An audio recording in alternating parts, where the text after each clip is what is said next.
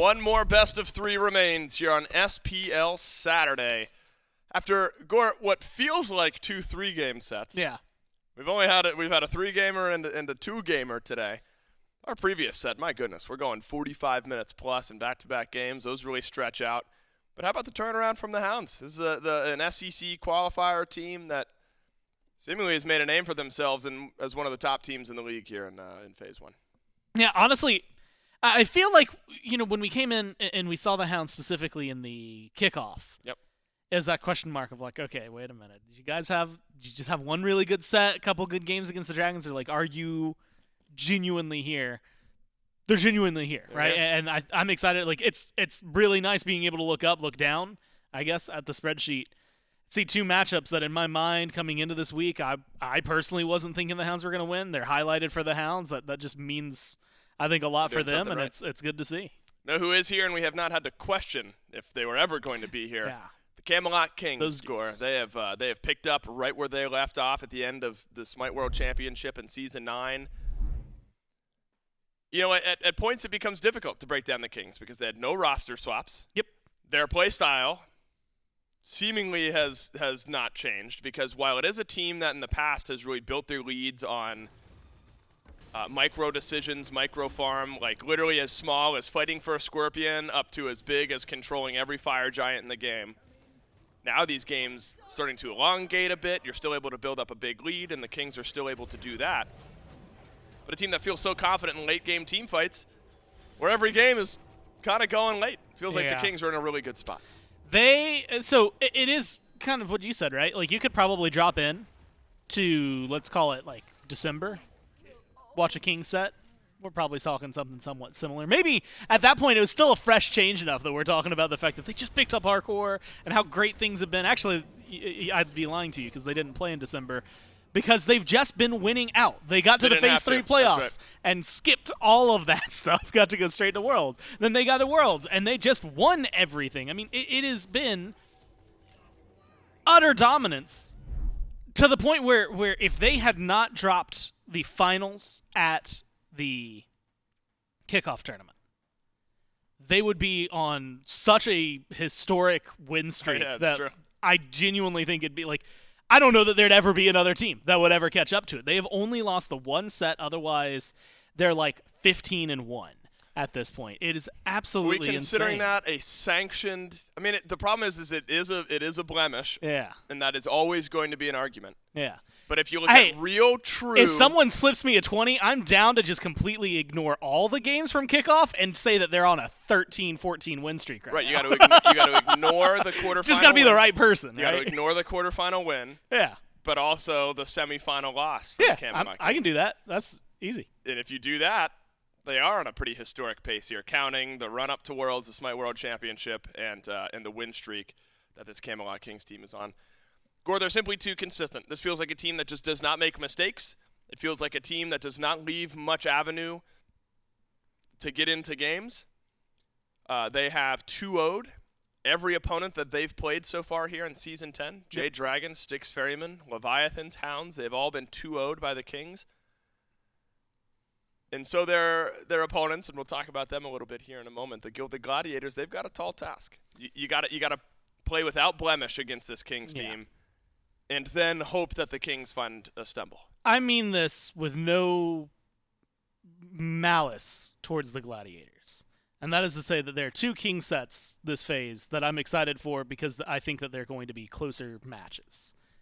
Is this one of them? This is not one of them. Yeah. The Ravens tomorrow and then the Warriors actually 7 days later, I think are going to be really interesting for them. That's where I think some of the struggles might come. But right now you're looking at a team that's undefeated and you're looking at another team that's trying to find wins, right? Like a team that has been, I don't even think, like, it's not even like trying to sugarcoat it. Like they haven't been able to really land where they wanted to.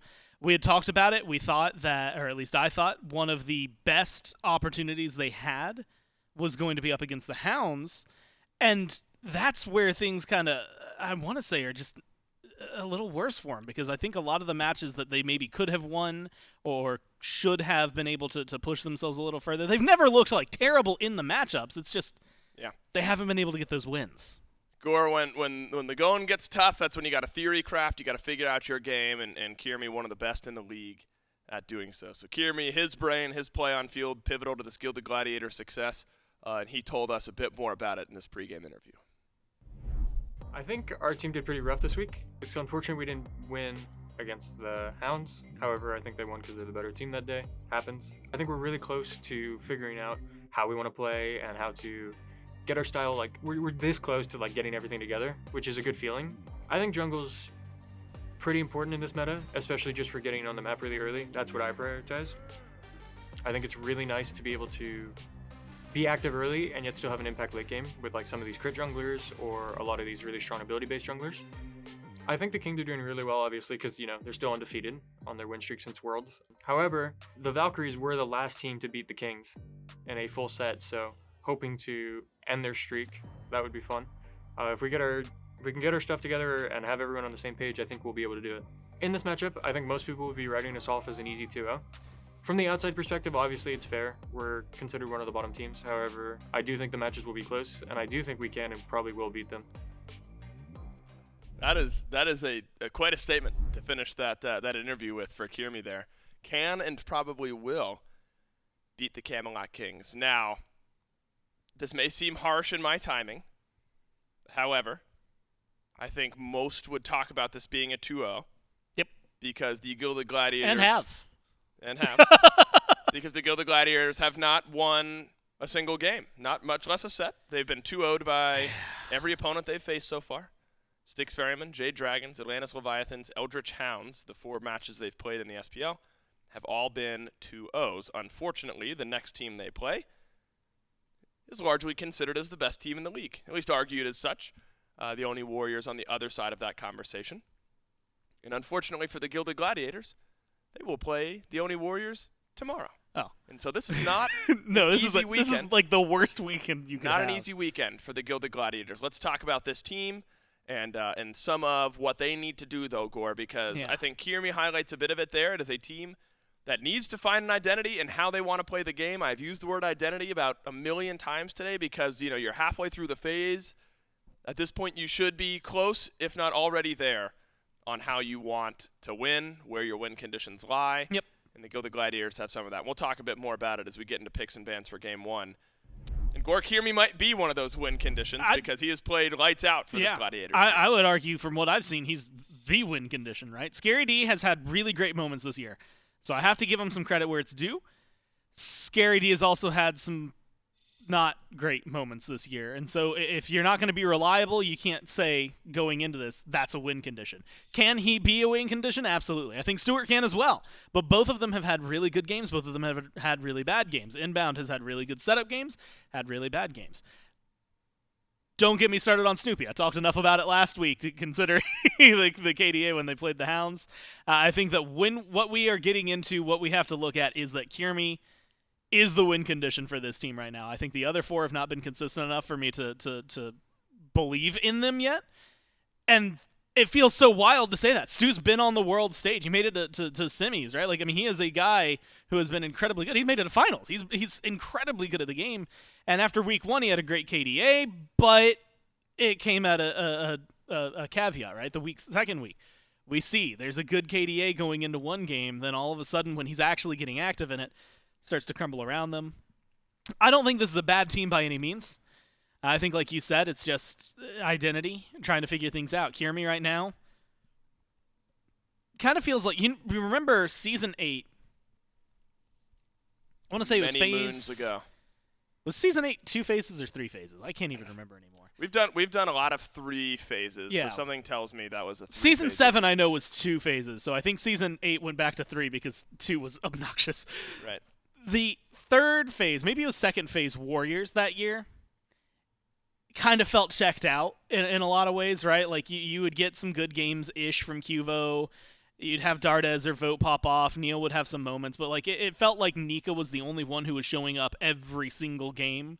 And I believe, someone can yell at me if I'm wrong, but I believe that was when that Odin game happened, right? Where literally 4 of the Warriors are losing, and Nika dragged them across the finish line anyway. Yeah. That's what Kyrmi feels like right now. Is it's not that the rest of them are actively harming that. It's just that you're getting out farmed, you're getting soloed, you're struggling in certain decision making, and a lot of that is not anything to place them apart, right? You throw them, let's grab like some of the SCC teams, they're going to do incredibly well down there. You take them against a team like the Kings, and suddenly the macro play is too much to handle. This game could go 30 minutes without a single kill. The Kings are going to be up 10,000 gold. Yep, it's just how it goes. Just how it goes. And the Camelot Kings, masters of that type of game, but also Jarcorrr, a team that I think has learned to sprinkle some diversity in their win conditions, the team that can win a game a bit quicker. I was wondering if Horus would get grabbed by the Camelot Kings. Genetics' Horus is one of the storied player god combos in SPL history, but instead, Marty's strong enough to draw that first pick. Yeah. And Jarcorrr, the Kings, not a team that shy away from wanting to play against more difficult things to test themselves. Yeah. Vamana and Horus are two of the most banned tanks. Horus definitely, he's got a 100% pick ban rate. Vamana's got to be really close. And the Gladiators have gotten both. It's arguably the best look you're going to get as a front line in the current meta as dictated by the pros in picks and bans. Yeah, and honestly, the way things have been going, it normally would be enough that I would start to not just agree with you, but I think I would stick to it. And like you said, like Horus 100%, Vamana's at 97.8%, right?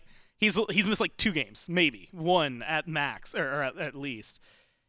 The Marty's right behind it, but Marty hasn't been winning as much, right? The first week was definitely really rough on Marty's win rate. The Kings Marty is the best Marty in the league, I think, right now. I think BMT, you had even talked to him a little bit, I believe, on Thursday. Yep. That conversation that was just kind of like, wait, like, I don't know why other mids aren't picking him up. It feels like he's really good, especially with some of the item changes going into this week. I wouldn't be surprised if he's the one that this is for. I'm also not going to be super against it in the event that we're looking at Marty going over to Jarcorrr, only if they find another balancing point. But if I'm looking at what they've done over the last week, Marty for BMT, Hebo, and to Twig, Nox going over to Genetics, that's what their top 3 is. And that is a damn successful top 3 when it comes down to what the Kings have been able to do. And again, over the last couple of weeks, Marty first pick hasn't necessarily been doing too glamorous overall. But when he wins, it's usually the Kings that are piloting him. And in fact, I actually think the only first one he had coming into this week, or first pick win, was when the Kings picked him up first overall. They've had him twice in the top 2, and you'll never be surprised or that they've won all of those. So this is a pick that I think other teams might be a little more shaky on. The Kings aren't worried. Jarcorrr, I think if you're starting to set expectations for this set, yeah, a team that has only 2-0'd their opponents, which is the Kings, versus a team that has only been 0-2'd by their opponents. I think the Gladiators, they got to start small here, try to push this game, try to push this set to 3, right? I think that's a win in and of itself against a team that has not been beaten by anyone, even in an individual game this year. Winning the set, that'd be crazy. Now, in a good way, right? I mean, that'd be a mental boost for sure for the Gladiators and instill some confidence. But if the Gladiators win this set, I'll feel bad about literally everything I've said up to this point, except everything I've said is accurate. Everything we've said has been backed by just reality. It's I've got a lot of numbers that back it up. It is a team that has struggled and has not found their identity quite yet. And unfortunately, this is the worst possible weekend for them when trying to figure things out, because you're going against the 2 teams that are argued as the best team in the league. It's the Kings and the Oni Warriors. Today, the Kings. Tomorrow, the Oni Warriors for the Gladiators. However, doesn't feel like they've been holistically outdrafted, Jarcorrr, in the sense, you talk about the Kings and how strong the top 3 is for the Kings. Absolutely is. Gladiators also get 3 of the most sought-after picks in the current. No, you put it in a vacuum. Vamana, and Horus, Merlin, Cern. Those are that. You're running down a tier list and you're rocking it, right? I think you have a lot of pressure. Theoretically, Vamana going to the jungle, that's where we've seen a lot more. Horus solo has been a lot of the success for him lately.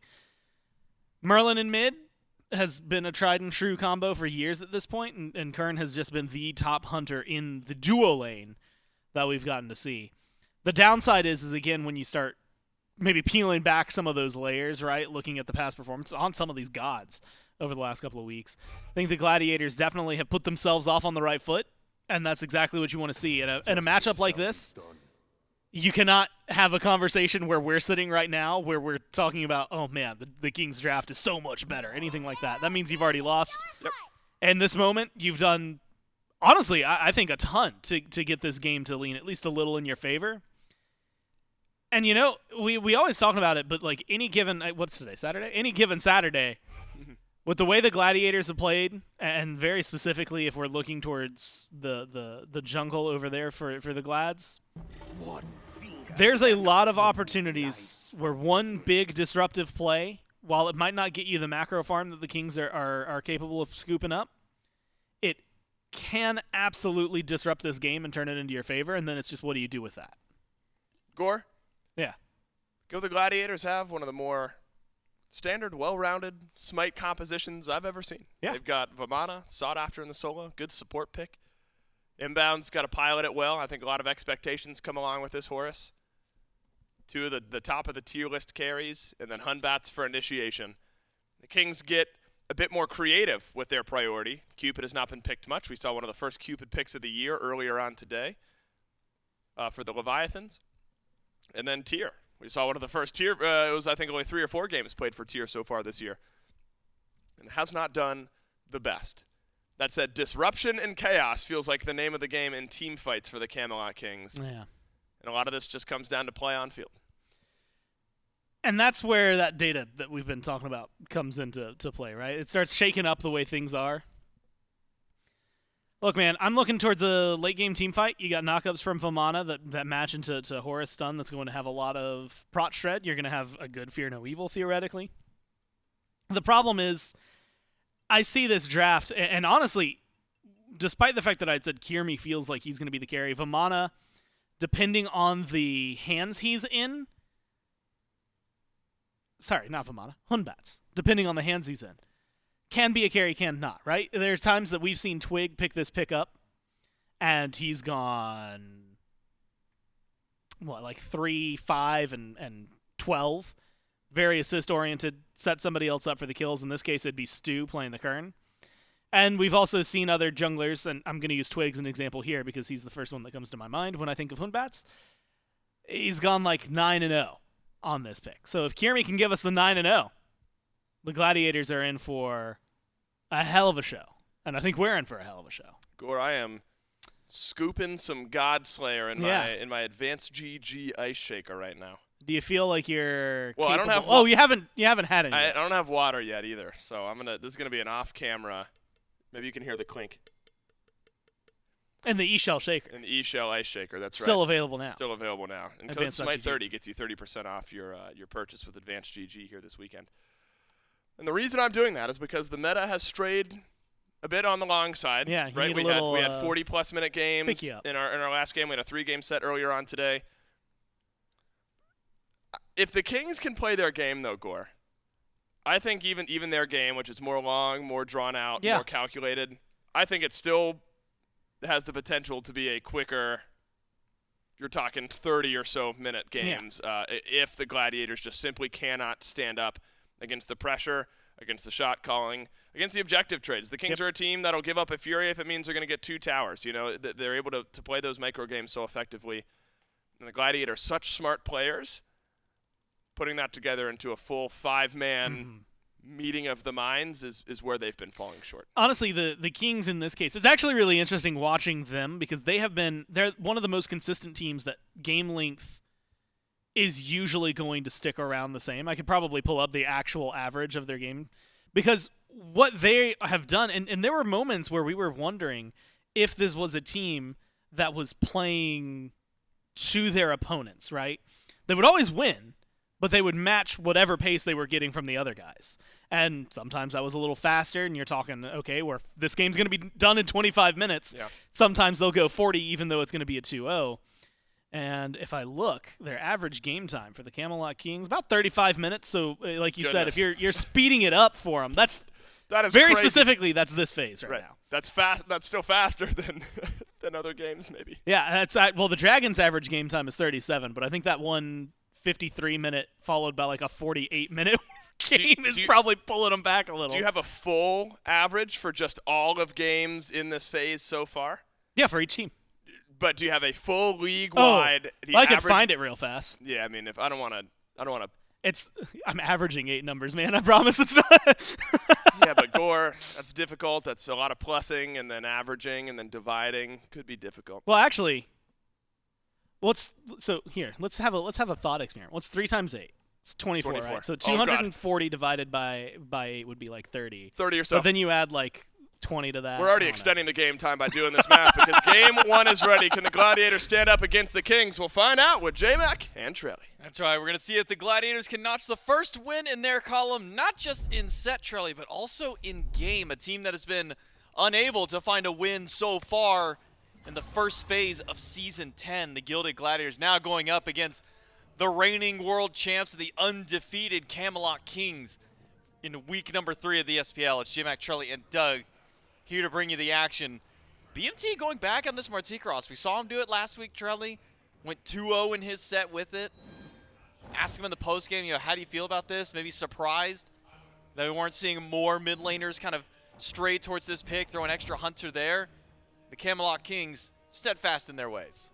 Yeah, and I'm a big fan of the pick. I've spoken on it before, I think. Using it to initiate a fight is all well and good, but more often than not we see it used like an easier Rama snipe, right? It's used to confirm kills. That ultimate death from above just provides so much utility.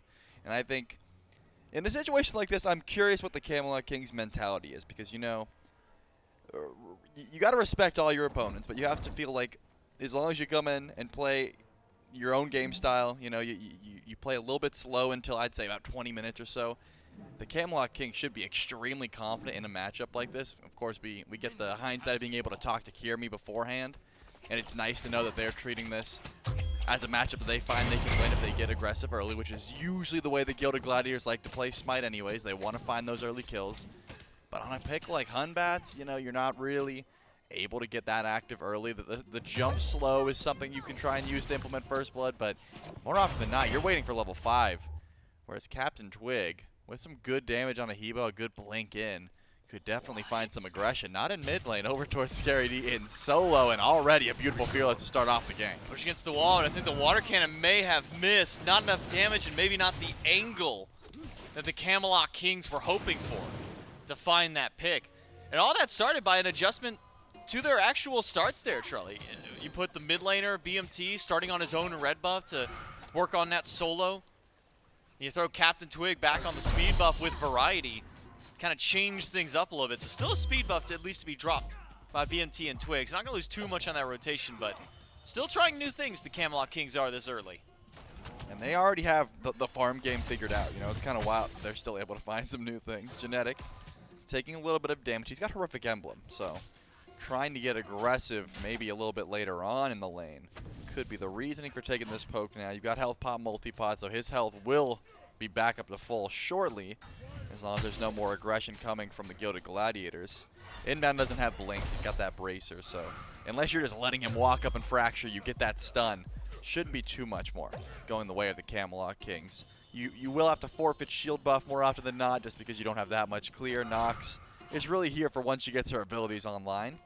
But still, pulling beats. That seems to be the name of the game here. You've got Cupid, you've got Nox, you've got the tier late game, all of which great beads burn and great pick potential once those beads are down. The Gilded Gladiators seem to be going for a similar strategy, though. I mean, they've got this Batz ult, they've got the Horus as mentioned. You just got to find that follow-up late game, and the team fights could get real gnarly real fast. A bit of back and forth over in the dual lane. Because of Hebo. True. Gnarly.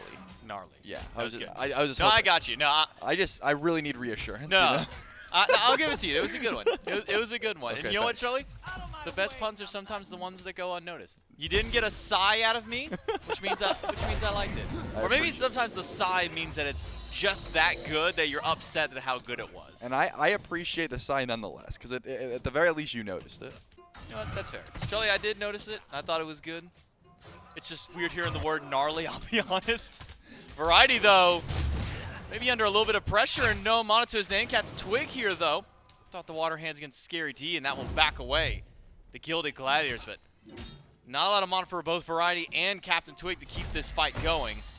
An invade by Inbound takes away the green buff from BMT, while Genetics and Jarcorrr, they'll take out the purple and the Cyclops camp themselves. Yeah, that's annoying. As a mid laner myself, you want to go for that green buff right before your red spawns, then usually you're pulling red and speed together, but it takes so long because you don't want to pull it under tower. You don't want to lose that value by putting it under tower, so you try and do it yourself. Inbound walks up, just destroys the buff. Great on the Gilded Gladiators. They're going to get some extra farm for it, and maybe Inbound gets closer to level 5. With To the Skies, there's some gank potential. Not often do we see that ultimate used for ganks. It's usually for escapes or just for ward vision around objectives.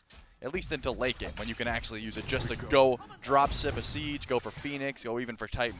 Those are the kind of plays that can be opened up, but not too much aggression. A lot more towards the solo lane. I would say these ganks are almost timed when blue buff comes up. When you see that blue buff timer, that circle almost finishing, I guess the pie chart, if you will, once it comes around, that's when junglers are heading over towards right, trying to get their hands dirty. But Tyr and Vamana, two gods that don't scream easy gank to me.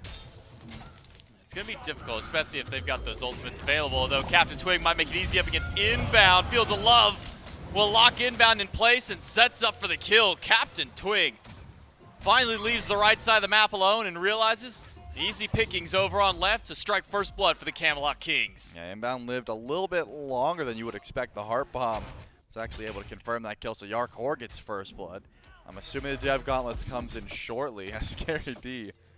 I mean, he did destroy that totem.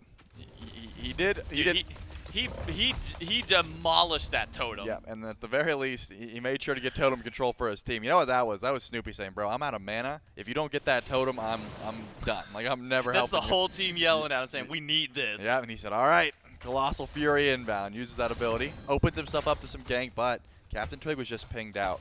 He was hiding over in the jungle. And it seems like BMT is going to get aggressed upon. Fracture misses, so no beads. And now there's a wraparound from Genetics. Snoopy locked in place, still holds on to his beads. No threat from BMT on the follow-up after Genetics. So now, where does CaptainTwig go? Back to the right side, it seems to be the call, as you mentioned. Once the pie chart of the buff spawn comes back through, CaptainTwig has already planted himself right here by Kieran Scary D. But it's full HP for everybody involved. Just a little missing from Scary D. Push on an Inbound who has joined the party. Locked in place by Genetics. Inbound might be forced to dash back, but he's bought time, he's bought space, so the blue buff can be dropped by his own team. Yeah, you could tell Variety wanted to blink in there, but you don't have a good target in Kyrmi. You know, he's got so much immunity. He could have blinked the blink, he could have ulted it, or of course just use the overhead smash and make sure Fearless is not too much of an issue. And because of that, there was no aggression except on towards Inbound, who has a heal and is going to be able to dash away. But the Camelot Kings are still trying to use that pressure. They don't want to give Scary D any free blue buffs, especially when that Colossal Fury is down. It is back up now, so shouldn't be in too much danger. Variety might want to try and force out the ultimate here, but looks like doesn't have the damage to do so. Kyrmi has not clicked that 4 key yet. That Fear No Evil is still available, and there are plenty of beads to be pulled. But I would imagine CaptainTwig is the ideal target. Started Blink. It's not very tanky and currently doesn't have too much damage to just one-shot you with Crushing Wave until level 9, where you get access to a second point in your ultimate, and then you're pretty much one-shotting as long as you're able to hit that water spout in the water hands after. Kyrmi's holding on to that ultimate just to try and set up for his team, or maybe just for crucial moments around these buff fights. Passive play here for the Gilded Gladiators. Whereas the Camelot Kings, anything but. They're stepping up to every buff they can and looking for aggression over in duo. Well, now they're going to get it. Kyrmi on the way. Jumps over, has the Fear No Evil, blinks in front of Genetics, but immediately silenced down. Jarcorrr also helping out. CaptainTwig finds a pick on Scary D, and Genetics lives on the left side of the map. The 3v2, Yark and Genetics able to hold back against the Gilded Gladiators. Not enough damage, but maybe just that Fields of Love zoning Jarcorrr at least to keep Genetics alive. Yeah, Jarcorrr steps up. He's not afraid. And it was a beautifully timed silence. If the ultimate goes down there from Kyrmi when he wanted to, big trouble. But Genetics plays it perfectly. He holds onto his dash, realizes the blink's coming, and immediately just drops that silence. And Kyrmi doesn't have the beats. He has to hold onto his ultimate. Inbound wants to dive this here. Let's see how much damage they really have. Oh, that was the call. Wait for Inbound to take some tower aggro, go for the Shadow Lock underneath the tower, and try and return a kill. But I'd say that's a win for Inbound. You get the beads down off of Jarcorrr, and of course the Shadow Lock misses. No more damage coming your way. Now you got a target on your head if you're Cupid. So Jarcorrr may be in danger on the next rotation from Kyrmi, should he decide to go back over to the left side of the map. CaptainTwig now being bullied in the jungle by Inbowned, but now the damage is returned right back to Inbowned.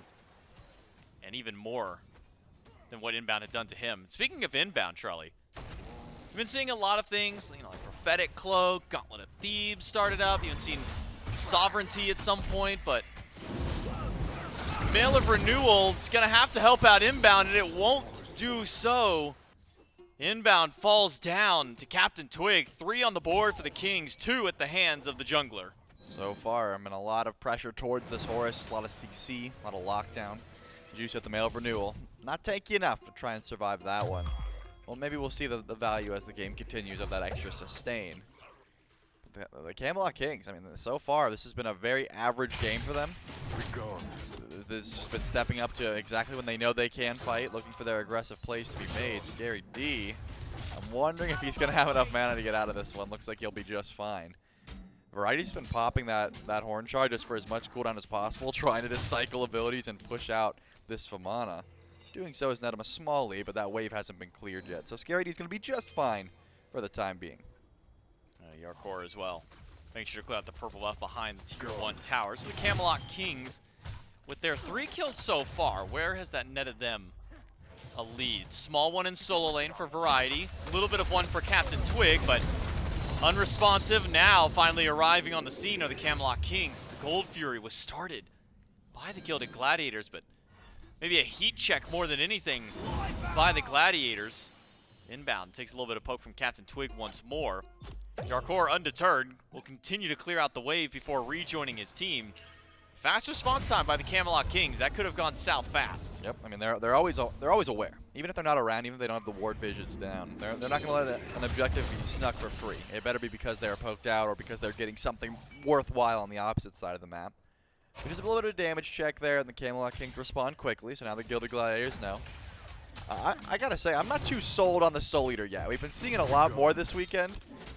It just seems like there's better options. I know Bloodforge took a pretty hefty nerf, but do you even need sustain? You know, you got plenty. As Scary D's gonna wish he had a little bit more sustain. CaptainTwig said, "Whoa!" Got his 3rd kill of the game. This Ebo can do no wrong.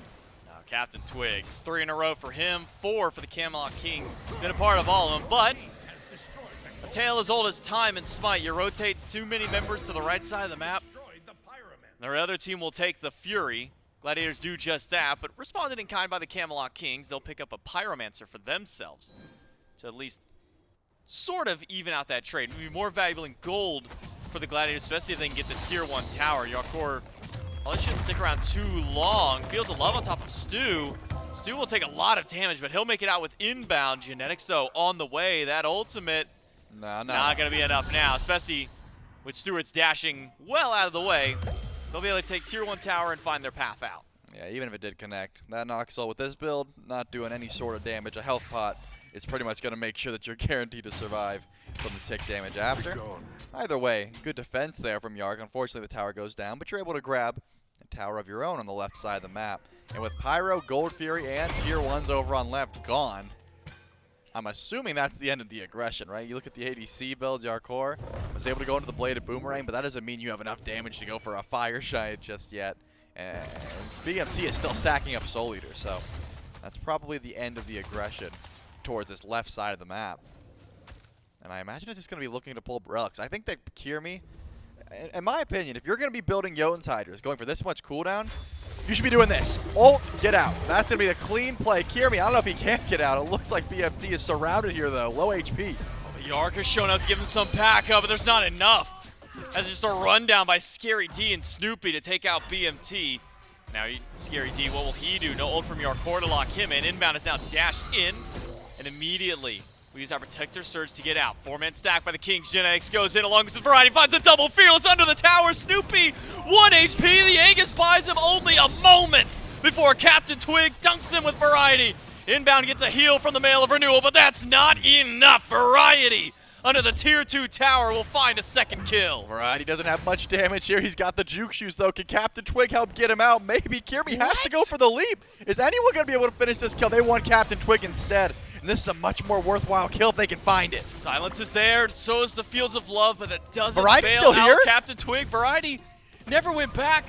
He doesn't have Blink, he doesn't have Volt, he doesn't have a way in, but he can just waltz right in behind, gets the Fearless damage onto nobody this time. It was only the power cleave on Kyrmi. Variety lives, CaptainTwig falls, tier 2 or tier 1 tower. The Camelot Kings.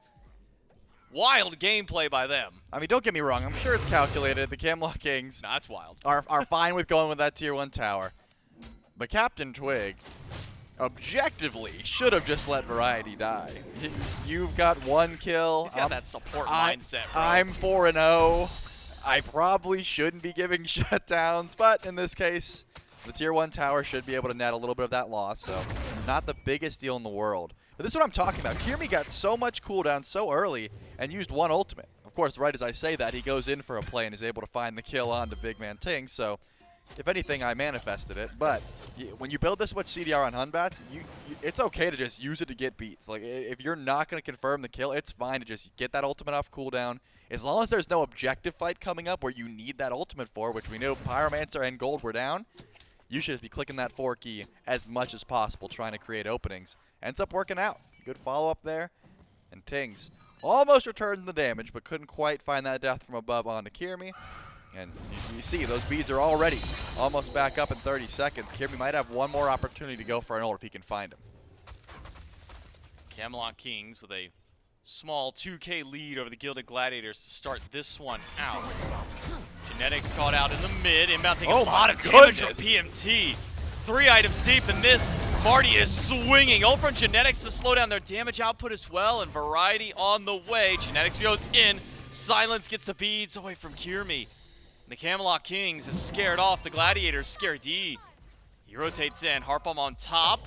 Will stun. That gives some distance closure now for the Camelot Kings. Genetics is still around. Even at a quarter HP, it's because the Pyromancer is being started. Pyromancer is being started. It looks like Twig just trading out with Scary D for now. Crushing Wave was used but could not find the burst as the Camelot Kings are able to confirm that Pyromancer. Variety. I was wondering if he was going to look for another aggressive play. He used the Blink and the Lawbringer ultimate in mid lane. But now the Gilded Gladiators are heading over towards the Oni Fury. They know last time they were able to grab this for free. Doesn't look like it's going to be that free, though. Here come the Camelot Kings. They want to make sure they at least have some eyes on this Fury. And I wouldn't be surprised if they just start to pull it. Even with Genetics this low, they know how much damage they have, and they have the hearts from Jarcorrr. Are they going to go for it? Yeah, it seems like if Variety makes the pull. Genetics is healing up with Yark's hearts. Oni Fury, half HP, inbound nearby. Steal potential low for just inbound and none if he's silenced out. The Camelot Kings taking Oni Fury and will now finally make their way back through. And Charlie, one thing that I'm noticing from Genetics is we always talk about a man who's got some kind of game plan, likes to be annoying. Let's add a breastplate of vigilance in that second slot for him. Not only will that ultimate reduce their damage, now he's going to reduce basic damage even more. And he's got Horrific, I believe. Yeah. Oh, that's gross. Yeah. We don't like that. I mean, I guess if you're a Kings loves fan, that. If you're a Kings fan, you like that. But if you're the Gilded Gladiators, like, wait, every time I get around Genetics, I am healing them. I'm doing negative damage because of the combination of Night Terror, the Horrific Emblem, and of course, just the Breastplate of Vigilance. So Genetics is trying to make sure that the Gilded Gladiators have no form of DPS late game, or at the very least, a very reduced form. And Nox is good at that anyways. You know, the lockdown, making sure you're silenced consistently. You can't even use your abilities, and when you do use them, delayed. A little bit unfortunate there for the Gladiators trying to play around the support. But look at this, grouping towards just the enemy jungle. The Kings are stepping up. Jarcorr's not here. They're not trying to pull fire. They just want to look for picks. They want to fight, and this is what I love. How many teams right now are just searching for opportunities in the jungle? I mean, we just watched a 45-minute game where it was like, oh, there's no EFG, we're not doing anything. The Camelot Kings have almost nothing to go for, and they are still fishing, trying to see what they can catch. So far, it looks like just some ward vision. Moves out on a little bit. A bracer down for inbound. Clears out some of the immediate ward vision in front for the Camelot Kings. They even drop a ward inside the stealth grass of BMT, just to spot out anybody maybe standing and lurking inside there. Now with the Arc available, crit online for the Cupid. The Camelot Kings can threaten the Fire Giant if they so choose. It's a matter of when and if the Camelot Kings will do so. Instead, it's BMT zooming around, that movement speed out of the grass. Getting so much opportunity. Beads gone from Stuart. Genetics goes in, locks down Inbound. Variety pushes him against the wall. And the knockback from the Fearless, there's so much. Heart Bomb's not enough to deal the damage, plus the heal from his dash and the mail keeps him alive. And Genetics goes back in, slows down all four, and body blocks Stuart inside the silence. It's still not enough damage, and CaptainTwig teaming with Variety, pushing Scary D around. Kyrmi shows up. Kyrmi still got Fear No Evil. CaptainTwig falls at the hands of the Gilded Gladiators. But the Camelot Kings, they got the tier 2. And that's worth it. As much as it might stink to see your hero go down, he already got shut down. His bounty was not massive. And you get a tier 2 tower over on right. Unless the Gilded Gladiators pull Fire Giant this second, that was a worthwhile play for the Camelot Kings. It looks like Inbound was checking Fire Giant. He was like, wait, are you guys going for FG? Can you go for a play 4v5 when you just lost your fight? Doesn't work out, but at the very least you have the vision down. This is a ridiculous pace of game the Camelot Kings have set, especially with the goal differential being this tiny. You're comfortable almost underneath Phoenix. With a gold lead, this is not that massive of a lead. A little bit of an early beads there. CaptainTwig overestimated how much he could do towards Scary D. This Vamana, if you're not one-shotting him, you're probably not killing him in Colossal Fury just yet. But still, that is not going to stop their aggression. Pyromancer up, Pyromancer down, and Variety pulls beads off of Kyrmi? That's free. He didn't even have to blink. It's a man with a mission right there. His mission is beads. Get beads. And he's successful in that mission. Variety really playing a hefty front line for the Camelot Kings. Genetics as well. I mean, on this Nox, you typically see a lot of dashes into your teammates, try and jump along with them or go for escape. Every single time we pan Genetics and there is one or two people in the, I'm going to say, within basic attack vicinity of this man, he is dashing into the Gilded Gladiators to try and find the lockdown. Ended up actually body blocking Stuart inside the silence puddle in that last little fight on the right side. Didn't get anything from it. He got silence so damage. aggressive. He got like 140 silence damage. You know what? Maybe that's worth something. At the very least, it does ruin Stuart's mental now on Primal Fury. This one looks relatively free. The Camelot Kings are interested in something else. And yeah, they said, hey, I think 2 members of the Gilded Gladiators are gone. That means Fire Giant is going to be free to start. Scary D's nearby. He's the only one close for now, but here comes Kyrmi and Snoopy. They're going to try and step up. They're getting zoned, though. It's only up to Scary D. Yeah, Variety is keeping Snoopy and Kyrmi back. Scary D doesn't even want to walk in the pit. Variety might just solo Kyrmi, power cleaving and auto after. Variety takes that 1v1 every day of the week. Took the beads off Kyrmi last time, takes his life this time around. And the Camelot Kings with fire on 5 will march up the right side. But there's no one here to defend this Phoenix Trelly. And Runic Bombs as well in pocket. The Camelot Kings, they'll take not just a pick, but a Phoenix as well. That is ridiculous. Variety doesn't even have to blink there. I mean, again, he walked up, got the beads for free. It did eventually start using it, but it was not what he needed to finish that kill. Kyrmi just really wanted to hold on to that ultimate. And I guess that's embarrassing, right? If you have to use Fear No Evil just to save yourself from getting soloed by tier, sometimes you'd rather just get soloed, and I guess that was the call. Kyrmi did not let it go. Beautiful CC chain there. And Variety walks up and says, hey, I'm going to zone you all out from FG, make sure that Phoenix goes down and get a solo kill of my own. Camelot Kings. I'm baffled at the... You know what it is, Charlie? I can't stress enough how small this gold lead is for how dominant they, like how scared the Gilded Gladiators are. You know what it is, Charlie? Well, what is it? It's a game where Variety doesn't start 1-4. That's what it is. It feels like almost every time we pan to a Camelot Kings game, Variety is the one being bullied. Variety's the one having to sacrifice himself so the Kings can get out of a fight or so that the Kings can win a fight. Sometimes he just takes a couple L's in the solo lane, gets a lot of rotations his way.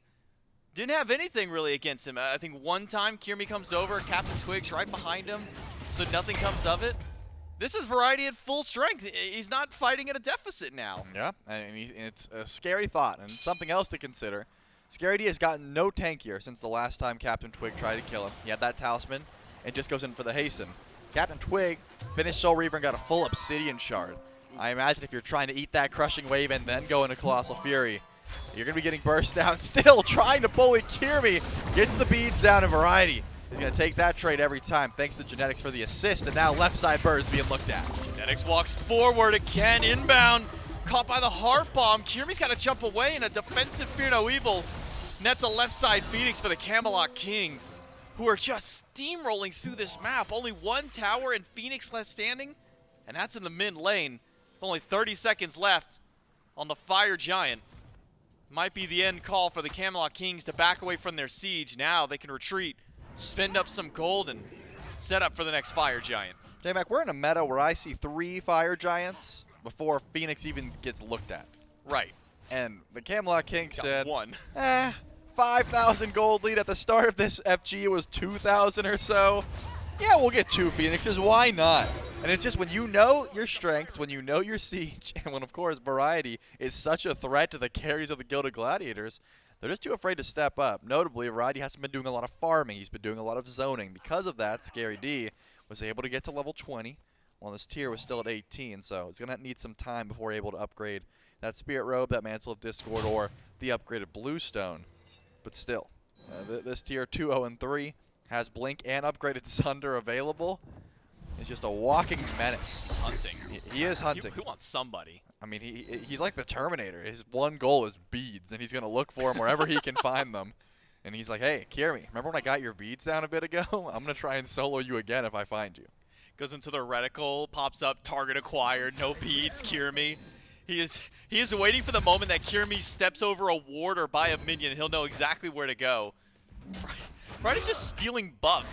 Variety has become the jungler of the enemy's camps at this point. Took blue buff, took the back harpies, works on a red buff. Might not be able to take this one away. Inbound showing up. Variety pushes Inbound away. It's 5 versus Variety, and Variety will go down. Maybe a bit overconfident how far ahead he thought that he was, and got a nice little drop back to reality to realize, you know, 7,000 gold as a team, maybe not as crucial as it seems. Maybe I'm not as strong as I thought I was. Yeah, it turns out 1v5 I can still be killed, which makes sense. That should be the way a tier operates. Scary D was able to upgrade that sigil since we last spoke, so did get a lot tankier, and the Gilded Gladiators step forward. I love this call. Let your Titan get a little weak. That's fine. But Fire Giant, while Variety's gone, he doesn't have teleport. He's not going to be able to join this fight quickly, but you got to put pressure towards CaptainTwig. Crushing Wave, still the best confirmed tool on the map. Kyrmi and Scary D need to get to the backline, and they're looking for it.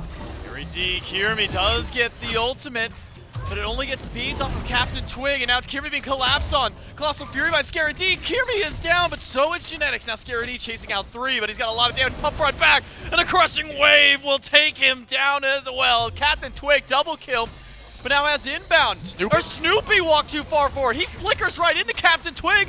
The CaptainTwig will quickly walk away. Still alive at the end. It's BigManTingz to take down Snoopy, and now with Variety right back in the middle of the fray. Stuart has got to run away from the solo lane menace of Variety.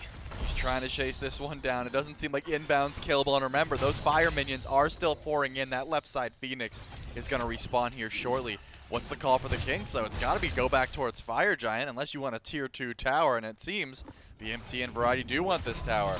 As long as they're here, yeah, it looks like this one's a free, because someone has to defend that left side bird.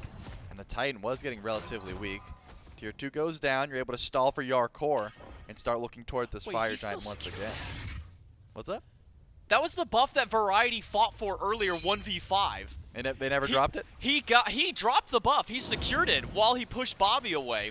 And it was still sitting on the ground for BMT to pick up after tier 2. It was waiting for him. He said, hey, you 1v5 for this. I'm going to sit around and wait just for someone to pick it back up. He said, thanks to the red buff, man. I know you died for this one like a minute and a half ago, but I appreciate you dropping this buff for me. Now, the full force of the Camelot Kings to the Fire Giant. Minus Variety, he'll just play zone duty once again. There's fire around all 5. Maybe the Fire Giant. Variety can try for the 1v5 or maybe just the 1v1. Misses the Sunder on Snoopy. That's a skill shot. But does get the flicker released away from him. Age is still down for 80 seconds. Inbound. He's got to use ult to get away from Jarc. Will be safe in doing so. But now Inbound has got to make his way back to base. Yeah, I was going to say, maybe he tries to clear some waves there, but doesn't seem like the best idea. Horus is going to take a while. Without to the skies, you're not going to be able to take too many minions away. Now the Camelot Kings have 2 archers to work with for the time being. I don't think they go in with that. They're going to have some patience and try and grab some poke in the meantime. I'm just looking at the beads, though. Kyrmi won't have them for another 30 seconds. Snoopy had to use Aegis. That's down for another 48. Because of that, the Gilded Gladiators want to play this one a little bit safer, a little bit further back, until they know they have to fight for the Phoenix's life. And it looks like Janus is just sticking around, man. He wanted to get level 19. I think he was willing to stay there as long as possible, but I think what happened was BMT placed another patch of grass somewhere else, and that one just faded away from him, so he couldn't stay in the lane, because he was just by himself up there. Yeah, he's got more prophetic stacks to get. I assume at this point they're just all magical. He's like, I need Snoopy. Like, I have hit everyone except for this Merlin, so I'm going to sit here until Snoopy walks up. Oh, it is. So I can get just a little bit tankier. I don't think he's going to be able to hit Snoopy 13 more times at the rate that this game's going. No? Well, at least not 13 more stacks worth, but... Well, yeah, I mean, yeah, that's what I mean. The prophetic cloak is not getting fully stacked. If this game goes to a point where genetics gets fully stacked, I think the Camelot Kings have made a massive fumble. Now they're just tangling around the fire way too long, and Snoopy's just getting hit by literally everything by genetics, but now it's the Camelot Kings. Fire for another minute. Weakened left side bird. Genetics goes in again. Use the horrific to slow down 2. Inbound locked in place and stuck inside of the Fields of Love. Takes the harp on to his team. Scary D walks up against 5 and will walk back out as well. The Gilded Gladiators, they've mounted their defense. Genetics is the only one at half. Variety ults over the wall, but then pass the aggro back to Genetics and CaptainTwig to the back line. Snoopy is down. And CaptainTwig can just go for more because he's got the backup of BMT. The water spout takes him down. Scary D walks forward, but it's to his own demise. BigManTingz and CaptainTwig take out 3 by themselves. Death from above, death from the ground. Wherever this Marty has, blood is to be spilled. He gets the double, and it's just inbound left. He can't survive. He can't clear minions. And the Camelot Kings are going to wrap this one up right before 30 minutes. Camelot Kings. I don't know if saying uncharacteristic is a way to really put this one, but that was a breakneck pace compared to the games that we have seen this week, today even, throughout the course of this phase. We have not seen a team play with that level of confidence, Joe. I mean, you highlighted best. They were up 2,000 gold, maybe 3K at the best at one point. And Variety is diving 1v4 just to keep them out of Fire Giant Pit. It just seems like, number 1, confidence. Number 2, knowing exactly how far they can go into a siege. They never stepped up to a Phoenix and said, can we do this? They said, yes, we're getting this, then we're leaving. See you guys later. It was concise. They got what they wanted. They left. Variety overstepped once. That's the analysis. I have 1 misplay. Variety 1v5 did a red buff, and it did not matter. The Gilded Gladiators, I think they stepped up. They farmed well. They did everything right, except they just were too scared towards those sieges. They were like, wait, that's it? There's no fight? It was just too quick. Camelot Kings outpaced the Gilded Gladiators in game number 1. Are poised to hold on to their 2-0 streak against every team they've played. Can they do it in game number 2? Find out right after this.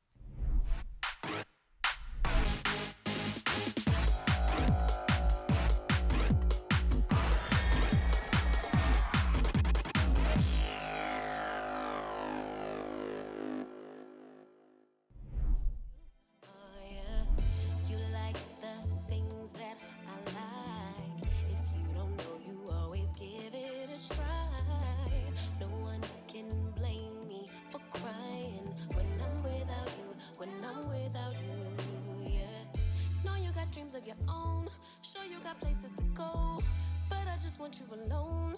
Oh yeah, yeah. I know it's hard to be you, all the things you need to do, but baby it's hard for me too. Oh yeah, yeah. Mayday, Mayday, is there anybody who can help me? I don't think my heart is working lately. I can hear it calling for you.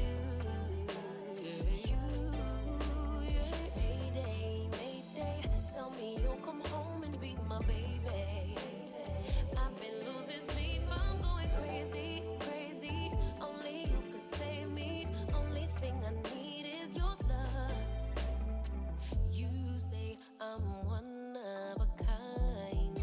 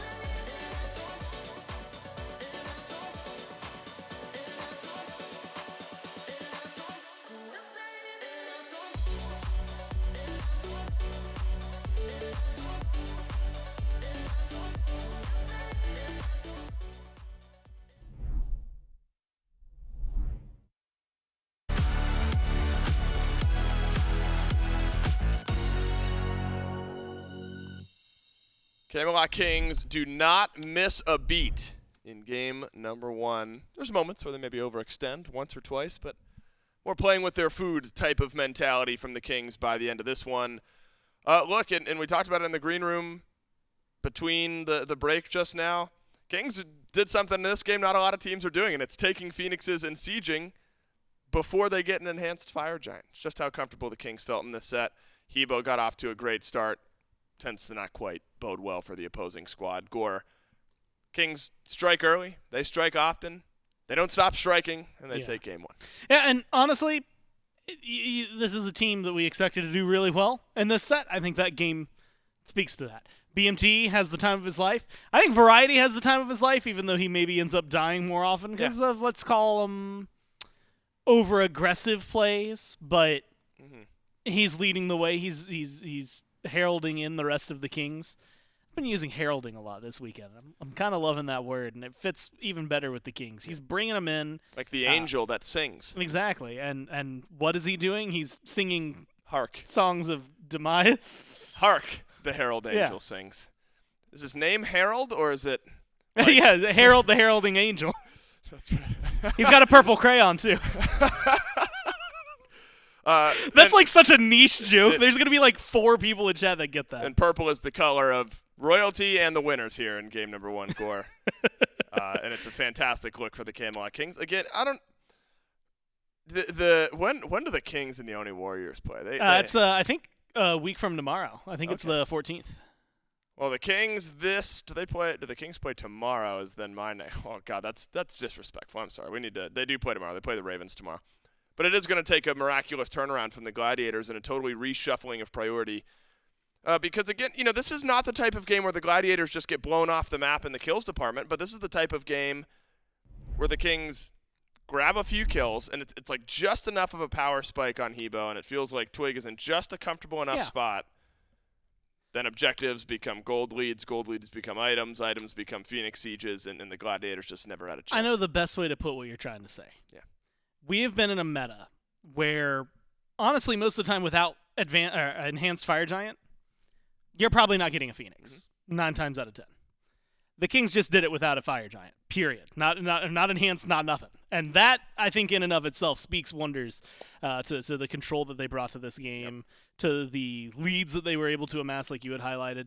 And, yeah, there's some stumbles. There's a lot of kills picked up for the Gladiators. But I think this is a good showcase of, like, what kills mean, what kills don't mean. We've had that conversation a lot, but every kill that the Kings got, they were able to turn into something bigger. Every kill the Gladiators got was just slowing down the Kings. Yeah, the individual kills often don't break or change games. No. It's what you then do after the kills. That's always been the case. Yeah. Just with SMITE and how the game is played. Now, like 6 kills in a row on the same dude, he should be pretty far behind at that point. Worth less in golden experience. But this win, should the Kings find it here in Game 2, would set them at 5-0, tied with the Oni Warriors. Highland Ravens, though, really close to keeping pace with the Camelot Kings. They are 3-2. Yep. And so tomorrow's matchup is really important. Still a battle to be had there for first place in that division. That said, if the Kings even drop that one and pick up pick up the pieces after the fact and continue their tear, they'd probably consider themselves on easy street for first seed going into Masters. The Oni Warriors will have the Gilded Gladiators tomorrow. So the Glads, you're trying to escape. I think you got to try to escape this weekend with a game win in one of these sets, right? If you can win a set, it's an incredible showing, and it's a team that I think will finally feel like their hard work is paying off. But in a weekend where you're going against the 5-0 Oni Warriors and at the time right now, the 4-0 Camelot Kings, finding those small incremental moments got to be the goal for the Gladiators. If your goal later in the year is to win Worlds, contest at Worlds, qualify in, those sorts of things, this is where you really lay that foundation. Marty, first pick for the Camelot Kings. Gilded Gladiators, they might just run it back. Horus is still open. Won't be the Horus, will be the Terra instead. Yeah. Could give Horus then over to the Camelot Kings. We know what genetics can do on that pick. Could be a good look. Yeah, the Terra banned out last time by the Gladiators, something genetics has been really good at, period, throughout his career. But the Hebo, I think, was a massive problem for them. So I don't blame them getting rid of that. But then you end up in this position, like you said, where genetics could pretty easily, pretty quickly just grab the Horus, make it look not pretty good, really good from what we've seen on him. And then you start to enter this conversation. What other top picks do you value? Last time around, Nox was up on that list, but with Horus available, I think that's going to start changing a little bit more of what the top 3 look like here for the Kings. And the question, I think, really, and I'm going to look it up for us, is genetics on Horus. Actually, wow, I'm a little surprised by that. 48% win rate. Not as high. Across how many games? Across 27. Really? Yeah, so. Although, that's his career, right? As career. I wonder how many of those games were in his... Especially like pre-Kings. Right, pre-Kings. Now, genetics was still incredibly talented, but largely... Yeah. Who was his, quote, rookie season? Did he play E United with? I want to say E United. He played like the first phase. Yeah, the first bit. And then there were. Right, I think he was still locked in EU. I can't remember what happened. There's some weird stuff. Things shifted around, and that was the joke around, rookie and not rookie, all those sorts of things. Marty, Cern, Nox for the Camelot Kings. Hey, that's a good top 3. That is a great top 3, especially with the Kings and the way that they want to play the game. They love double hunter comps. There are 2 teams where I see a Marty, and I'm assuming it's going mid. It's the Kings and the Dragons right now. If I see a Marty, I'm assuming it's a double hunter comp. That's certainly the case with the Kings. Glads, though, they want space control, Gore. They want sustain. They want the ability to poke and fight out, maybe send Vamana straight down the middle of these team fights. Agni for Snoopy maybe provides the opportunity to play safe. I think folks have been critical of Snoopy, right? Was not at the beginning of the phase the best showing from Snoopy. I think if we're going to give other mid laners in the league the credit of not being here and just waiting and seeing until they get here, I think you got to do the same for Snoopy. Does that change the fortunes of himself and the Gilded Gladiators round entirely? I don't think so. However, you have to imagine it's at least a slightly better look for this team. Played Agni in Game 2 against the Ultra Towns last weekend. That was a 2-6-5 game from Snoopy. So hoping to right the ship a bit. After what was maybe a disappointing performance last weekend. Carries banned away from the Gilded Gladiators between the Ram and the Izanami. And a solo jungle ban away from Twig. So Twig will not get his Hebo back. He will not get one of his favorite picks in the Ratatoskr.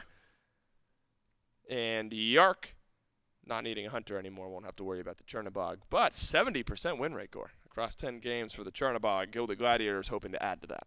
And honestly, it's been such a treat to watch. We saw him actually go mid earlier with the Agni here. That's not going to happen, but it was very fun to watch Shinto playing it. It's a fun pick that does well in boxing matches, although admittedly not in lane, much more late game, right? Crit online, things like that. Rotates super easily.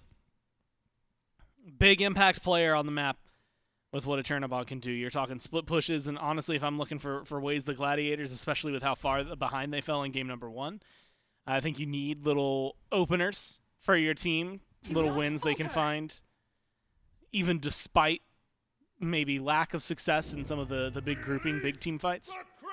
Chernobog is able to bring that for you, right? He can split push a tier 2, then teleport into the Fire Giant, maybe balance some things out. Poseidon jungle for Twig.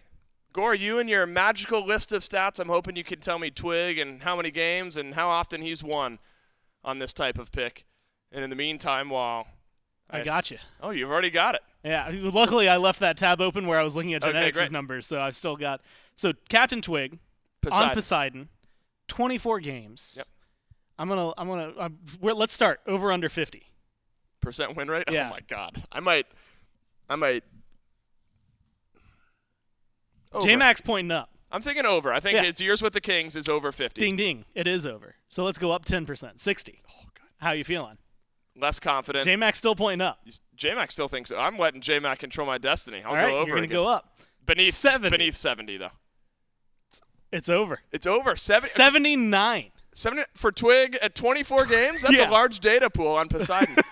Now I think he's probably had a couple years of success with 3.2 KDA on it too. With the Kings, right? He's had some good years of it. Played some good games with the Dragons and Ghost and all them back in the day. He's played on a lot of successful teams, right? So maybe not surprising he's had a pretty good lost 6 games. Out No, of 5 games. 5 or 6 out of 24? On his Poseidon. Not a bad look. I'm not sure it's going to start declining here today. It might increase. You said 79? Yeah. This might bump it to 80. To 80? A perfect, a nice even 80 if he's able to find a win here. Mulan for Variety. When Variety's feeling himself and wants to play aggressive and dynamic, it feels like this is the pick he goes to. And honestly, it's been it's always fun to watch, right? I know you're a fan of playing Mulan as well. God, I love some Mulan. It's very, in the right moments, the right hands, the right games. I get to press a lot of Mulan buttons. is a lot of button pressing. But it's a lot of disruption too, right? Like you get to yank one dude into the fight, right. You knock up 3 people, I'm shoot healing, a giant I'm dealing arrow, damage. then you knock up another people, and then you slice. Yeah, it's just very fun to see what she can do. Disruption is what I would describe it, and we just saw what he was doing on tier. It's not going to be quite the same level, right? You're not getting Blink Fearlesses that are as insane. You're still getting some fun knockups. And then you add that into the fact that they're not running away very fast when there's a whirlpool under their feet. Yep.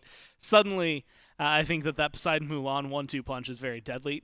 I don't know if this is going to be something we see very consistently from the Kings, but I like to know that it's in their pocket, right? Because that's always the conversation we've had about them, because we only ever get to see like 3 gods from any of these dudes. Yep. Usually because BMT is a lightning rod for bans half the time. If it's not him, it's Twig. Yep. And if it's not Twig, it's Genetics.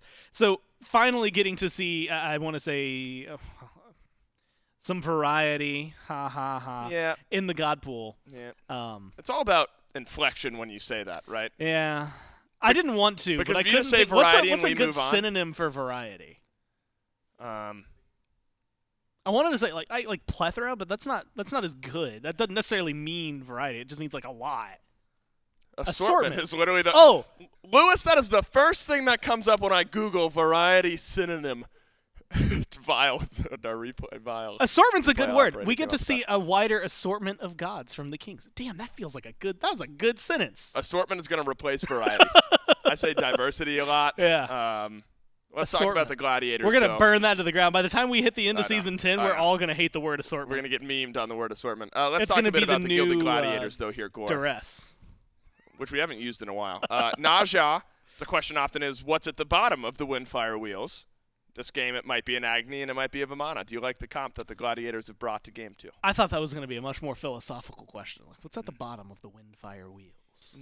And I was death, maybe, if the Gladiators probably are playing kindling, well enough. if you like, because the fire's got to come from somewhere. But I think with an Agni, yeah, actually, I think he can be pretty good, right? It's not the same burst as like a Scylla or a Kukulkan, but you've got a lot in the bombs, a lot in the Flame Wave. I trust in the Agni. Can the Camelot Kings continue their 2-0 streak, or will the Gilded Gladiators win their first game of the year? We'll find out with J-Mac and Trelly. The Gladiators got to pull out all the stops in this game if they want to take down the Camelot Kings and try and topple the win rate that CaptainTwig has pulled up for this Poseidon. 79%, Trelly.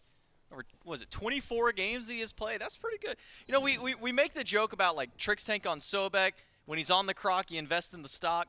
What's a good one for the Poseidon? Like when Twig's on the post, you're chilling with the bros? I don't know. That's a bad one. When Twig's got the Kraken, he'll catch you lacking. Oh, there you go. You're good at this. Just a couple seconds is all I need, J-Mac. This is why you're in my chair too, Trelly. Yep, and I'm glad that you were able to assist me at the very least, because I think that was more of a layup for me than a slam dunk. I gave you the layup for the alley-oop. Yeah, but you came for the slam. Yeah, either way, we're able to see exactly what's going on. I love to see Genetics back on the knocks. I think that I visibly cringed at how much he was able to do in game number 1. Don't see anything differently happening this time. If anything, Variety has ease of access to the backline now. I think Mulan, you don't have to rely on Blink. You can just use that grapple, use that ultimate, whereas Tier, you got to be a little bit more technical. But when you decide to go in, who you decide to go in on. In my mind, if you're ahead, Variety just has to click ult. You know, he can decide when he wants to go in, but as long as he's got backup, you just go to the backline, and as the death said, it's just disruptive. You're going to find massive knockups, big CC. It's very annoying to deal with. I think our definition of excited might be a little different, Trelly, because while it is nice to see Genetics on a pick that he did really well on, I don't know if I'm well, maybe for them, you know, for the Gladiators and fans who are maybe against Genetics, not excited to see him back on a pick he did so well with, but maybe for Camelot Kings fans, excited to see him back. Well, here's how I watch SMITE, J-Mac. All right. With your eyes, I hope. I like to use my eyes to watch action, and Genetics creates action. Wherever he goes, even though it's annoying and the other team can't really play against it, his team's going to be there ready to follow up and ready to get some action. So That's what I'm looking for. Whenever Genetics is setting up for his team, there is action to be followed. So I'm going to continue watching that. But in game number 1, there's a lot of CaptainTwig setting up that action, right? He was on the Hebo. He was looking for early ganks towards solo lane. He was looking towards Scary D a fair bit. And I think he still does have the ability to do that. And the gank, if anything, gets a little bit easier. It's just grapple into Whirlpool into Kraken. Of course, Colossal Fury is there, but if you're able to either A, chain stun the Kraken knock up with the grapple, you don't really have a chance to go into that ultimate, or B, just get enough damage to where the shielding from the initial Colossal Fury doesn't really matter. Those are both options here for Twig and Variety. But let's talk about Kyrmi. He still has the ability to get active over in that solo lane, and it looks like he was going for it. Just going to go for the cooldown buff. But has beads, you know, has no CC immunity there for Variety immediately. If you find that Sash, could be an opportunity to get aggressive. Just got to get access to Wind, Fire, Wheels, and you need to get level 5 for that. Maybe a chance to go for a gank there. No defense for Variety out the gate. Instead, going to that Spike Gauntlet. Maybe a Soul Eater for the Soul Laner, the Camelot Kings. Variety got a little bit of a taste of freedom last game. Didn't have a lot of focus thrown towards him. Kind of got to run the map as he pleased. We'll see if he's given that same level of freedom here in game number 2 with Kyrmi on this Naja, able to take a target up pretty easily. Especially, you know, when you think about following up the ultimate of Variety, that dash will get him so far, but maybe as long as Kyrmi's within range, catch him right as it ends. See CaptainTwig doing a lot of damage to Scary D. Not enough to take him down, but threatens the pressure around the blue buff more than anything, where we might see the first blood action, but instead it's the Camelot Kings backing away, not going to stick around for the fight on the Gladiators' right side of the map. It's just so difficult to really invade blue buff because of how easy it is to pull it underneath your tower, and if you're stalling that long to try and reverse pull the buff, there's a good chance mid laners get active and Snoopy's able to make an impactful rotation. So I think a smart call to just let that one go. At the very least, Genetics is able to rob Chester, and that's going to help out. Some movement speed, some ward vision, and some extra gold in pocket here for the duo lane. I'm curious where they decide to kill it. I guess just over here in the jungle to get both of them. So the Gilded Gladiators are going to miss out on that at the very least. Not the purple buff, as I said, just too easy to pull it away. But the Camelot Kings are going to take what they can get. We saw the Wing Shard proc there from CaptainTwig. Use that try and get some extra attack speed. Tried to run down Scary D with it. It's actually the 1v1 between Poseidon and Naja is super annoying, right? The Whirlpool, you expect to cripple dashes, but the Sash doesn't count as a dash. So you can pretty much just immune the Kraken whenever you want from Kyrmi as long as you hold on to that ability. But if you're able to use that Kraken later on after the Windfire Wheels and the Sash go down, there is some 1v1 potential that could come through because Kyrmi seems to be going more towards damage, right? He's going towards Transcendence, and it looks like he's trying to find Variety. Variety will use the ult to walk away, finds the double knockup, the shot after, but Kyrmi misses the Sash immediately after, gets pulled back by the grapple. CaptainTwig on the way, keep eyes on the Poseidon because Kraken is available, not going to be used just yet. Does drop it on top of Scary D, and it's a kill for the Camelot Kings. First blood for CaptainTwig. Yep, and in this case, you're looking towards Kyrmi. He ults out. You say, oh, all right, we'll just go for the guy that has no mana to go into Colossal Fury. Beautiful Kraken, beautiful gank, and a first blood in tow for CaptainTwig. And it's not going to stop there. You can tell Scary D's going into defense, or I mean, he's not going into defense. He's going for the Golden Blade, so he's not going to get any tankier. That play will work at the very least one more time, but Kyrmi's going to try and get active in the mid lane. Remember, no Windfire Wheels, so won't be able to find a kill here. Won't even find the beats, just death from above. And honestly, Kyrmi comes out looking worse than BMT did. The damage, really respectful there for Martin. CaptainTwig's still sticking around. Even takes the cooldown buff in front of Scary D, just to let him know who's got the veteran on this right side of the map. Scary D goes into Colossal Fury, so CaptainTwig rotates back in to give Variety a hand, because Variety's going to need it. A couple more shots will do so. And Scary D under the tower will be able to soak up most of the damage from the shield of his ultimate. Solo kill for Scary D up against Variety. Yeah, Variety held on a little bit too long there. Finds a full Soul Eater and Chalice of healing off back, but use the teleport as well. You'd think would have been able to just go back to base, but gets the slow, and Scary D plays that perfectly. If you don't hit the umbrella slow, you're probably not able to chase down completely underneath that tower. But that's one of the reasons Wing Shard is so powerful on Vamana. You'll see in a couple of these games, these Vamanas don't upgrade a relic at level 12. They sort of sit back and keep Wing Shard. Reason being, you can pop it in the ultimate. You don't have to pop it before. You can wait to see, do I have enough damage to kill here? No, I don't. I need the extra attack speed and the movement speed. Then you can pop it after, and you're able to dive tower there. So Scary D just makes a fantastic play to answer back some of the aggression the Kings have. It's not going to close up that gold lead, but it's a start. And every little bit helps. Trying to go against the Camelot Kings. The Gladiators need more than just a little bit, Trully. We're 6.5 minutes in. It's a 2,000 gold lead already for the Camelot Kings. Where's most of that been funneled to? See if Kyrmi can get on the board for his team, and he's going to need a lot of help on landing the bombs. Not enough to take down Genetics. Now with CaptainTwig here, Kraken available. Won't be used on anyone except for Inbound. Doesn't take the knockup, but still the damage through. Now CaptainTwig on the run. Silence helps out. Bomb not enough damage. Ring bounce. And the ring will go the wrong direction for Kyrmi. A pick for the Camelot Kings, taking down Inbound. Yep, I mean, I think that CaptainTwig was just too fast. Had the cooldowns, but was not able to find it now.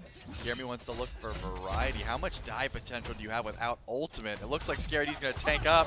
They're going to go for the kill here. Ultimate will stall it out, but variety should be gone. Variety does have grapple, buys him a little more time, but not enough. The shields from Scary D on that ultimate is just enough to keep him alive. Variety had freedom in game number 1, wasn't camped by anybody, but this time through, Kyrmi and Scary D not going to let him do so. You jinxed him. I did. That might be one of the hardest caster's curse I've given that man. Yep, you said this is what happens when you don't start off. You said 1-4 at the moment, 0-2. So he's trending in that direction. Oh no! if you really want to go full clairvoyance, oh my goodness, Snoopy, so much damage, not returning as much to BMT. Oh. And he stuck around. He had dash, if you were curious. He could have left. He thought he could trade there. Nope. That is a Martichoras, and you are a level 8 Agni. That's a level 10 Martichoras at that. Full Transcendence, Bluestone, plus Genetics for the extra tad bit of burst. Genetics didn't even use ultimate. Could have maybe had that in case someone was still walking around.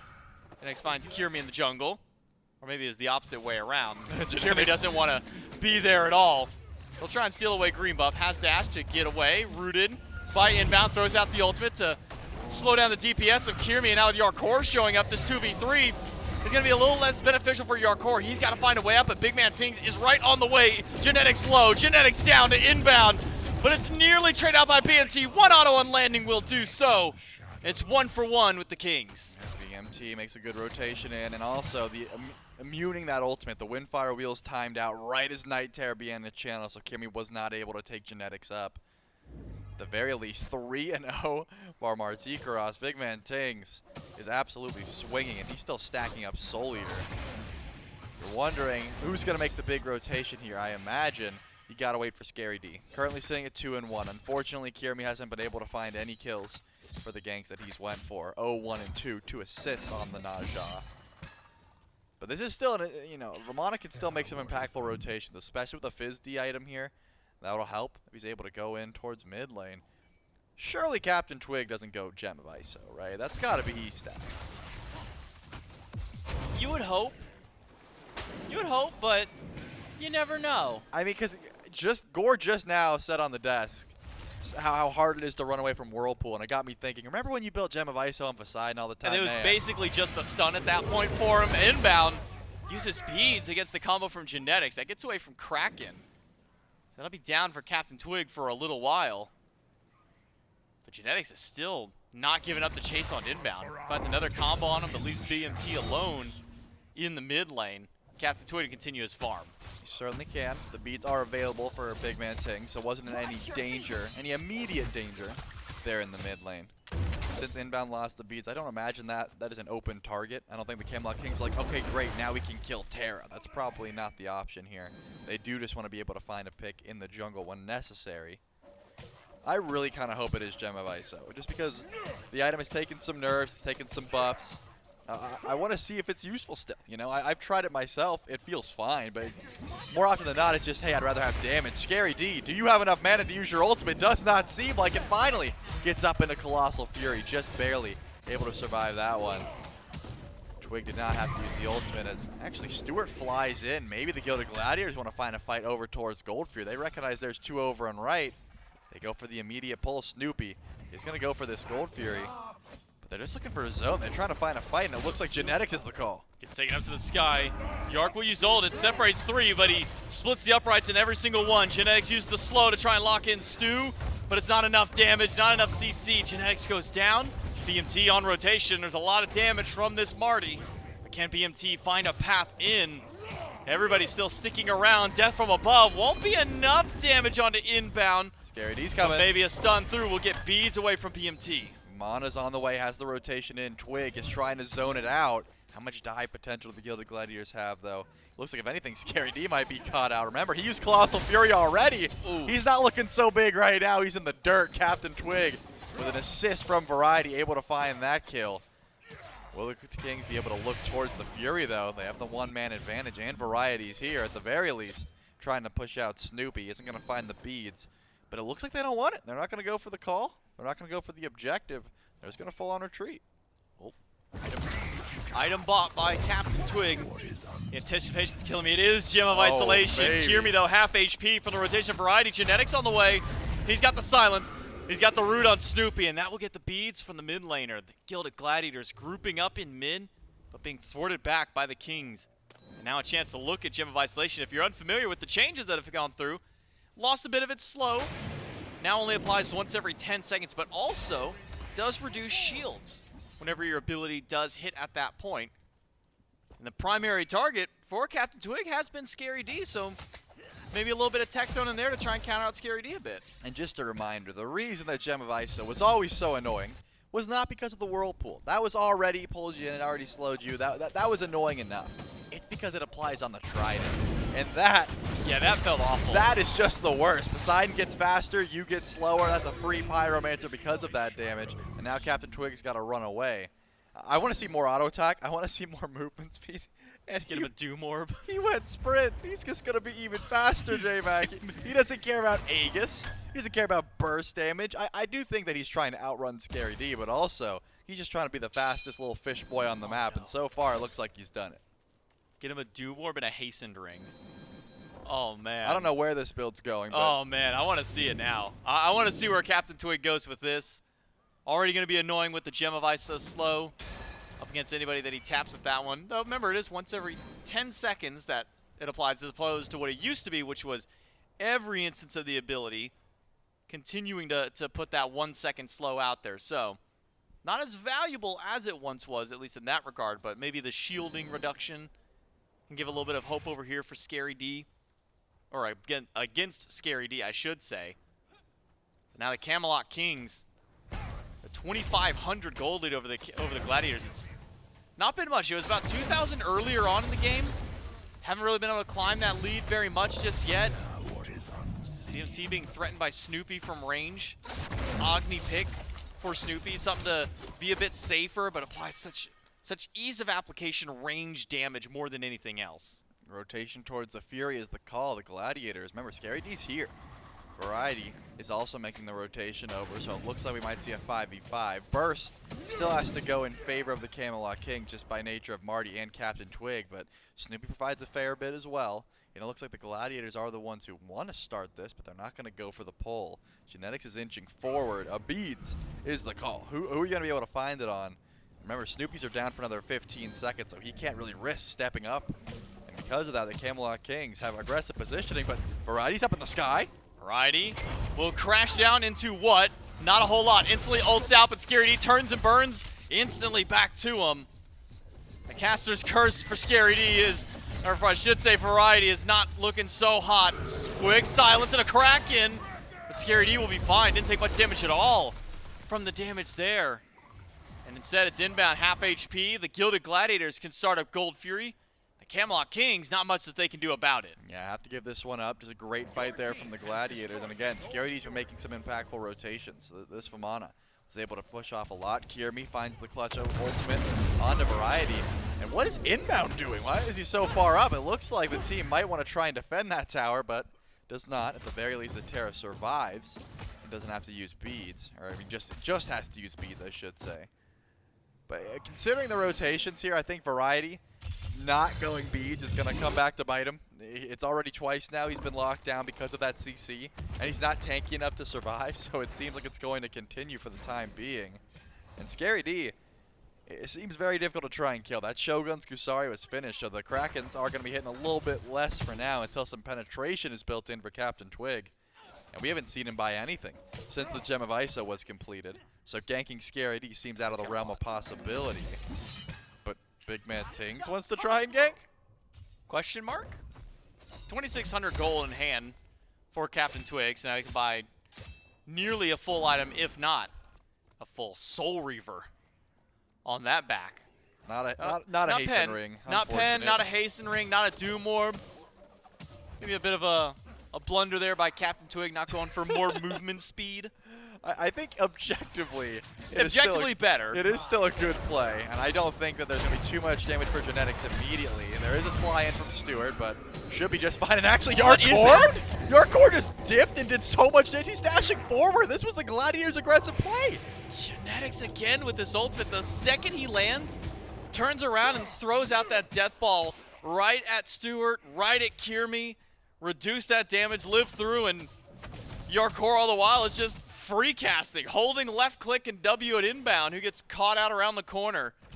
And it's a turnaround kill for the Camelot Kings Hunter, 1-0-2 for Jarc to start this game out. Variety, even 0-3, still running fearlessly through the enemy jungle because he's got backup from BigManTingz. I was joking when I said the 1-4. If he goes 1-4, you've got some explaining to do. If he goes 1-4, we bring him out here for the post-game interview if they win. And you apologize. And I apologize Yep. to this man. You say you don't know this Variety, but Yeah. I called this.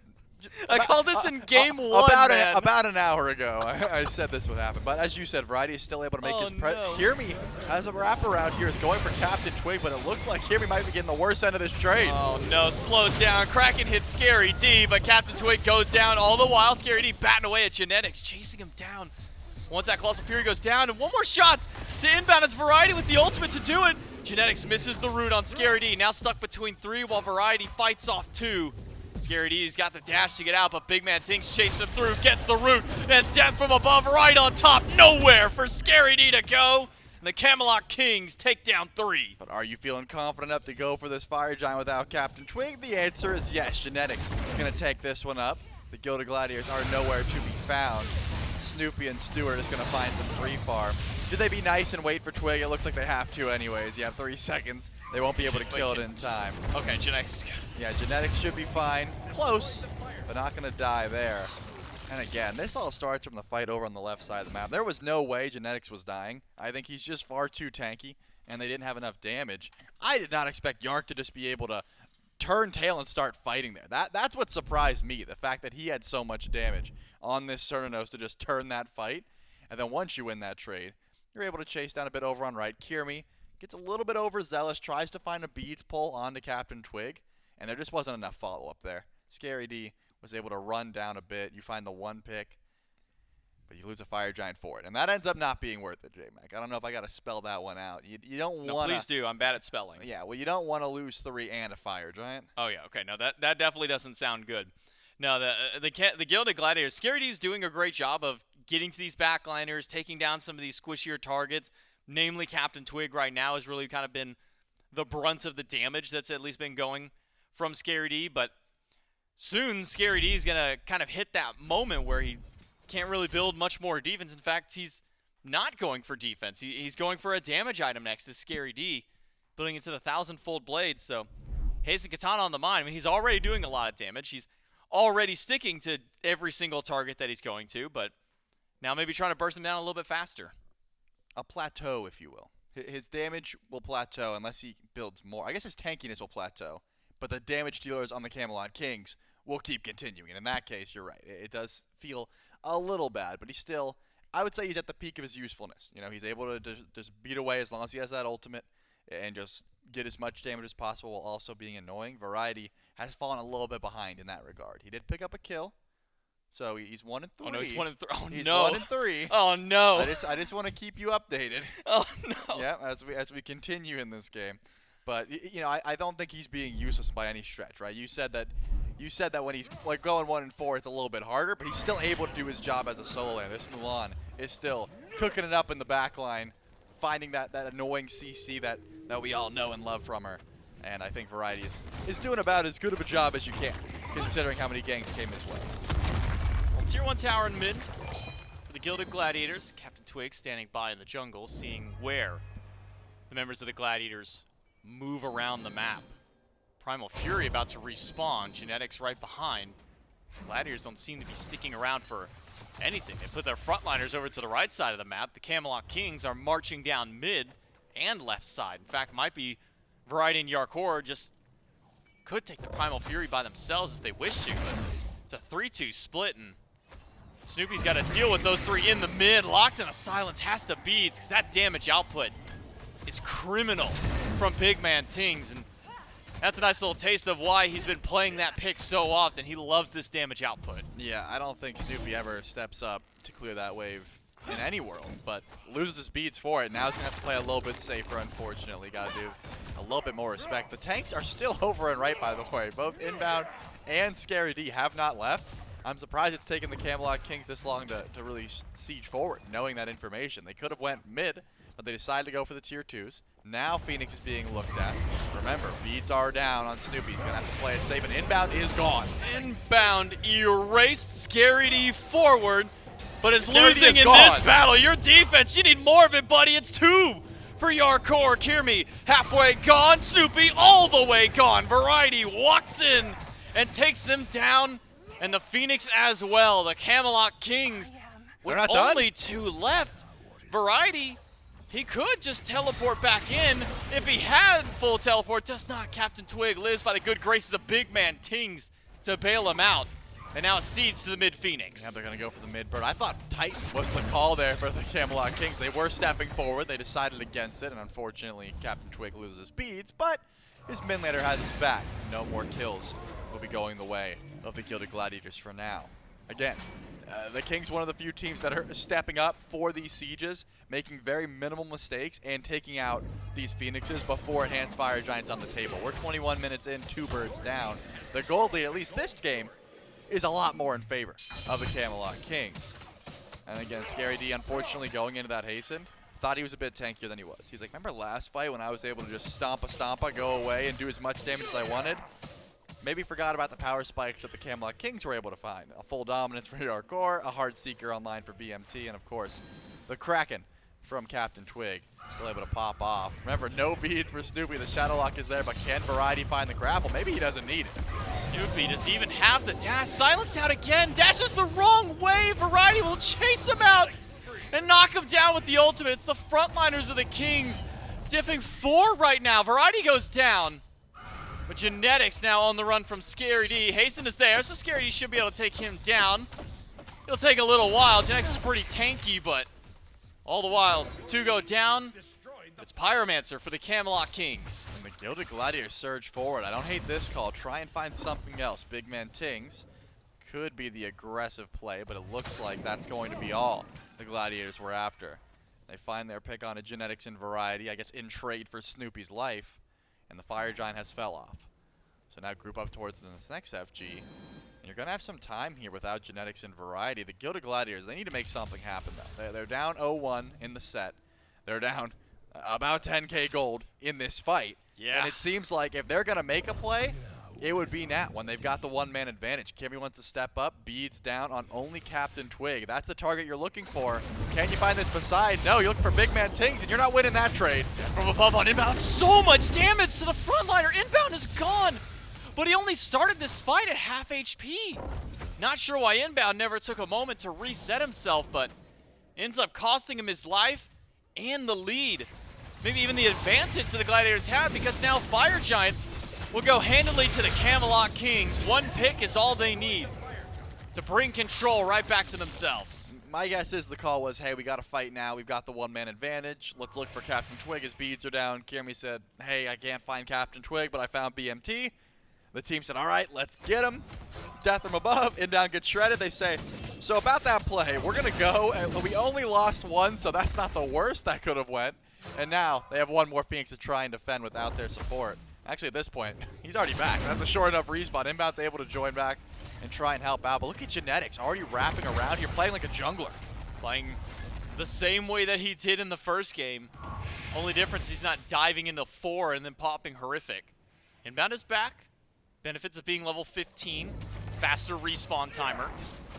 Now the Gilded Gladiators have a full 5 stack to defend against the Fire Giant of the Camelot Kings. Next minion wave on its way through. Snoopy's got good clear on the Agni, though has to expend ultimates to do so. Won't get a chance. It's a dive in by Genetics. Kyrmi has already used the Aegis. Already he's trying to get himself out of the fight, and it's now Scary D up against Twig and Jarcorrr, but he's going to take down CaptainTwig. Kyrmi picks up one of the ult, and now it's the Hunters being chased out by Scary D. There's not enough damage from them to hold back. The Aegis is there, but as soon as he falls out of the Fury, he is down. Stuart trades out one, but BigManTingz will put him down himself. It's a rampage for the mid laner of the Kings, and Variety still holding back too. Gets the grapple rooted in place and dropped by Kyrmi.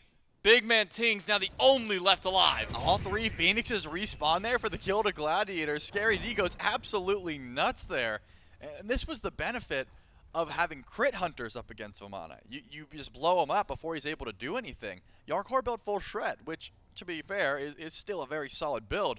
It just doesn't deal with Vamana during the ult. When you have builds like this, and you don't have an immediate answer with CaptainTwig's ultimate or some sort of big burst, when Vamana's in the ult, you say, all right, let's not touch him. Let's leave him alone. It'll time out a little bit slower, then we kill him after.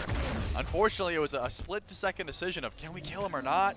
They both decided DPS. CaptainTwig's the first to fall. Then BigManTingz and Jarcorrr, they didn't have the damage. At least BigManTingz was able to find his way out, and the fly in from Stuart was able to help claim that kill. But Vamana goes nuts. I mean, Scary D, I would say, if he doesn't get as massive of a Thorns pop and an ultimate there, you're probably losing that Phoenix, or at the very least losing mid-Phoenix, because that was at 1 HP, a Firewave was about to finish it, and Snoopy was able to save that bird. But now we're looking at one more Fire Giant dance, J-Mac. Only BMT has it for 15 more seconds. It'll spawn in a minute 15.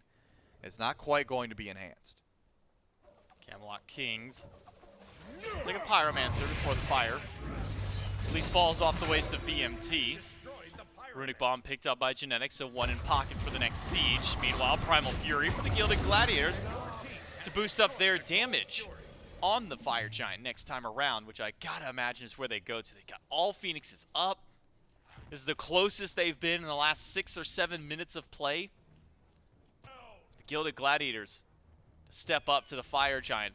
40 seconds until it is back on the map. It could be their final stance, depending on the outcome of their fight. Certainly could be. BMT's going to pop a potion, set up some stealth grass towards his FG. The Gladiators have plenty of potential to just step up and try and make a defense here. They're still down a bit, but you know, considering the fact they don't have to deal with fire minions, Stuart could go for a split push play. Remember, he still has that global presence with this Chernobog. He could force someone over, try and stop that tier 2 to be looked at, and then fly in and really change the tides of this fight. But so far, we haven't seen that ultimate used at all for a play like that. It's been a lot of, hey, I can help chase down, but no sort of split pushing. And you wouldn't guess it. The Gilded Gladiators are not going to step up. They say, hey, it's not EFG. We'll get some extra farm. Maybe Inbound gets a bit tankier, finishes that Spirit Robe. But for now, you got one more dance towards this right side Phoenix. It would seem mid's weakened, so that would be the easy call. Last time it was Genetics dashing in, popping Horrific, popping Frenzy, and trying to get a massive ultimate. That didn't net too much. I'm thinking someone has to stay in the backline and help deal with Scary D. Letting him free cast, unfortunately, doesn't seem to be the call anymore. No, I can't leave the Vamana alone. One more time. On the right side, Phoenix. Genetics jukes out the stun. Snoopy throws out a little bit of damage along with Stu. Full 5-stack defense. Maybe Kyrmi trying to wrap himself around through the jungle. Variety's in the grass. He's hanging on an edge. The edge of the grass right now for Variety may just be where he needs to be. We're trying to find that pick. Grabs Inbound, pulls him in. And Inbound's now forced back to the fountain at the very least. Bombs only hit the frontliners. He's back. Snoopy does not have his just yet. Inbound. Let's go through. Variety misses the grapple. Genetics misses the shadow lock. And the Camelot Kings are unable to siege with the advantage they had Inbound, now back on the bird. Rinse, repeat. Try and find another grapple into a shadow lock. Once Variety hits it, there it is. But it looks like good CC from Snoopy. And now the Gladiators are stepping up. Kyrmi? Kyrmi, not enough on the Wild Hunt. The dot isn't enough. No, Inbound is there with the heal and the prots. Variety to the backline against 4 to try and take on Snoopy by himself. But by himself will be all that it is. Kraken zones away the Gilded Gladiators so the Camelot Kings can take the right bird. But they're hiding in the stealth grass. They're not ready to give up on the siege yet. Remember, Stuart still has ultimate. I feel like the Gilded Gladiators could chase this down. Variety's gone, and they're not giving up on this. They're going to hide, maybe at the speed buff, maybe on right, but they're looking for a fight. I'm wondering who's going to start it. You got to wait for genetics and try and see who you find. Remember, Inbound already used beads. Oh no, Inbound. He drops the ward right in. Still gets rooted. CaptainTwig throws down the Good whirlpool, but walls. the wall makes sure that none of the autos go through. Prince even pop. Snoopy to the back line. He drops a couple of bombs. Another Aegis out by Jarcorrr. Third one's through. Jarcorrr dashes in. A couple of autos will do it, but he needs 2 more on Snoopy, and Snoopy turns it back around. Stu drops BigManTingz with the help of Scary D. CaptainTwig against Snoopy. Stun's not there for Snoopy yet. And CaptainTwig is trying to zoom his way through. He's got a lot of movement speed on the Poseidon, but he gets rooted in place and shut down. The Camelot Kings, they find the right Phoenix, but they lose the fight after. They're going to lose genetics as well. One more auto from Kyrmi. Gets the delayed D aside. And now the Gilded Gladiators, they want to step forward. It's only Variety to try and keep this base alive. Take a look at Relic. Snoopy has none. He's looking relatively weak here, but Variety has to stay alive. He cannot try and go in until it's tight in the clock. I mean, he needs to keep his health bar as much as possible, or else they could be losing here, and honestly, they might have the damage anyways. 16 seconds until Yark is back up. Variety, quarter HP. He dives away and goes down. The Gilded Gladiators have punished the Camelot Kings on a costly mistake. And the Gilded Gladiators, they're going to find their first win of the season up against none other than the Camelot Kings. I cannot believe the overstay there. When you lose Variety and they still go for the stealth grass play, it just seems like a bit of an overstep, and I got to give credit to Inbound. He walks up, he wards the grass, he makes the smart play, immediately turns the walls, blocks so much damage, so many auto attacks, but the Camelot Kings have already decided they're overcommitting. I talked about Stuart's ultimate. He does use it to chase down some of those picks, and unfortunately, it's a staggered death of everyone just getting caught out. Genetics tries to lead them north, but plenty of time. When the game goes this long, those death timers are a little bit too long. Yeah, we start stacking up to 50 to 60 seconds, and at this stage of the game, even being 7 to 10,000 gold behind, you still have a lot of damage, and you still have a lot of ways to get back in. The Gilded Gladiators do just that. Inbound buys enough time for the team to rally together. And the Gilded Gladiators, they find their first game win of the season, but they need a little bit more than that. Can they turn it around and get game number 3 as well? We'll find out right after this break.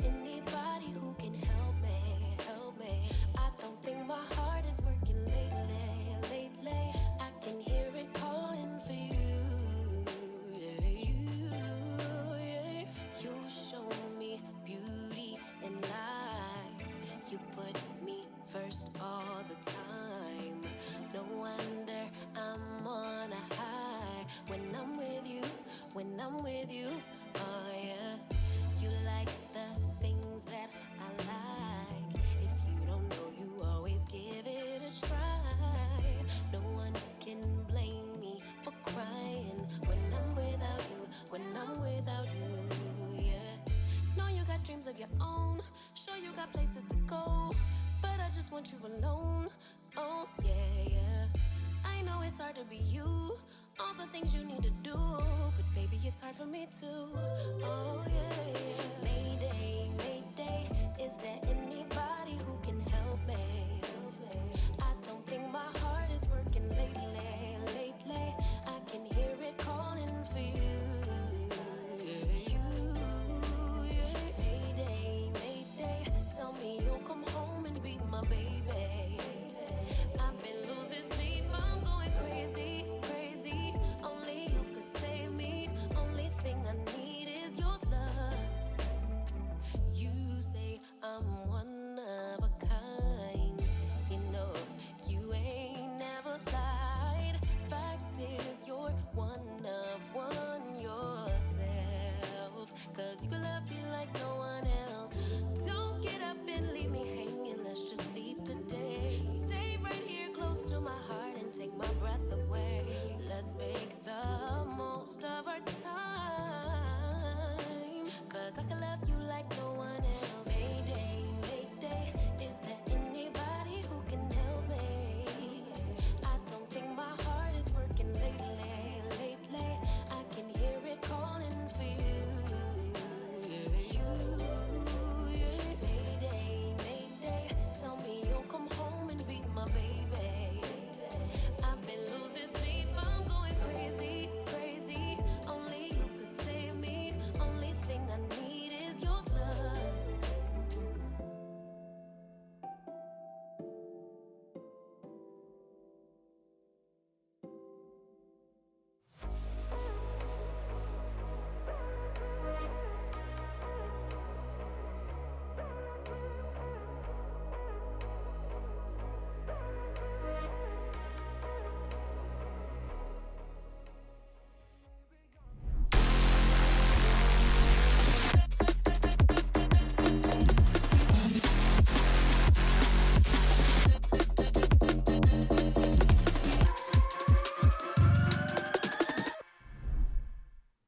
To a Game 3 we go, as the Gilded Gladiators have flipped around Game 2 and taken the Camelot Kings to Game 3. There's something about the Camelot Kings and facing the least winning team in the league and them giving them trouble. Think back to the Valhalla Valkyries finally finding a win in years of past. Think back to Kyrmi-led teams and somehow having the Kings number. Now, does that convert into a set win? Remains to be seen. However, the Gilded Gladiators score. That's right. Did you know that guy moved sometimes? No. Yeah, well, all of our logos. No, he was like. Yeah, look, his sword goes. Yeah. Look at him go. Yeah, he swings his I'd be sword flexing around. like that too if I just beat the Kings. I You know. kidding me? My goodness. Well, Gore, the Gilded Gladiators maybe shouldn't have beaten the Kings here in Game 2. Feels like the Kings started to build up consistency, started to build up a gold lead. The They had kills a were little a little fun. closer. And then a little too much fun, right? Everybody, there's always a night. Look, anybody who's over the age of 21 sometimes. Depending on where you are in the world. Yeah, and sometimes under 21. You have one of those nights, typically like a Saturday, where you have a little too much fun, and you end up paying for it. That's what the Kings had right here. They did. And they This paid Game for 3 is their hangover. Is it a productive one or a sad one remains to be seen. Look, the Kings, first of all, variety on the Mulan, brutal. 3-7. Didn't look great on the front line. Yeah. Carries look great. Both the carries for the Camelot Kings. I feel like they had difficulty sieging Gore. Genetics couldn't quite find the opening. Feels like the front line couldn't quite find their opening. And I think there's a lot of discussion around why the current meta feels a lot slower, why the games draw out. And I think it's because teams realize if you're in the position that the Gilded Gladiators are in, I'm pumping the brakes because all I got to do is win one fight, and I have the ability to delay around Phoenixes. It's easier for me to defend and just wave clear and then hopefully win one fight and just straight up win the game. Yeah, I mean, you legitimately used, like, when we come to walk in here, especially for game end, you thought that was going to happen like 20 minutes ago. Yeah, I sat down in this chair at the 7-minute mark. I think quite literally your words when you stood up were, this looks like it should be end. I'm going to go out just in case, but they should probably be ending here. Yep. About 3 steps out of the door, the Kings backed off, and I knew You knew immediately. I was like, uh-oh. But, something's gonna go wrong. Right, but what I didn't realize was that back off was going to turn into a thrown fight. Because, yeah. Because it was like a lot of bumps in the road at the end. It was a conveyor belt style moment from the Kings, and it's not a team that often does that.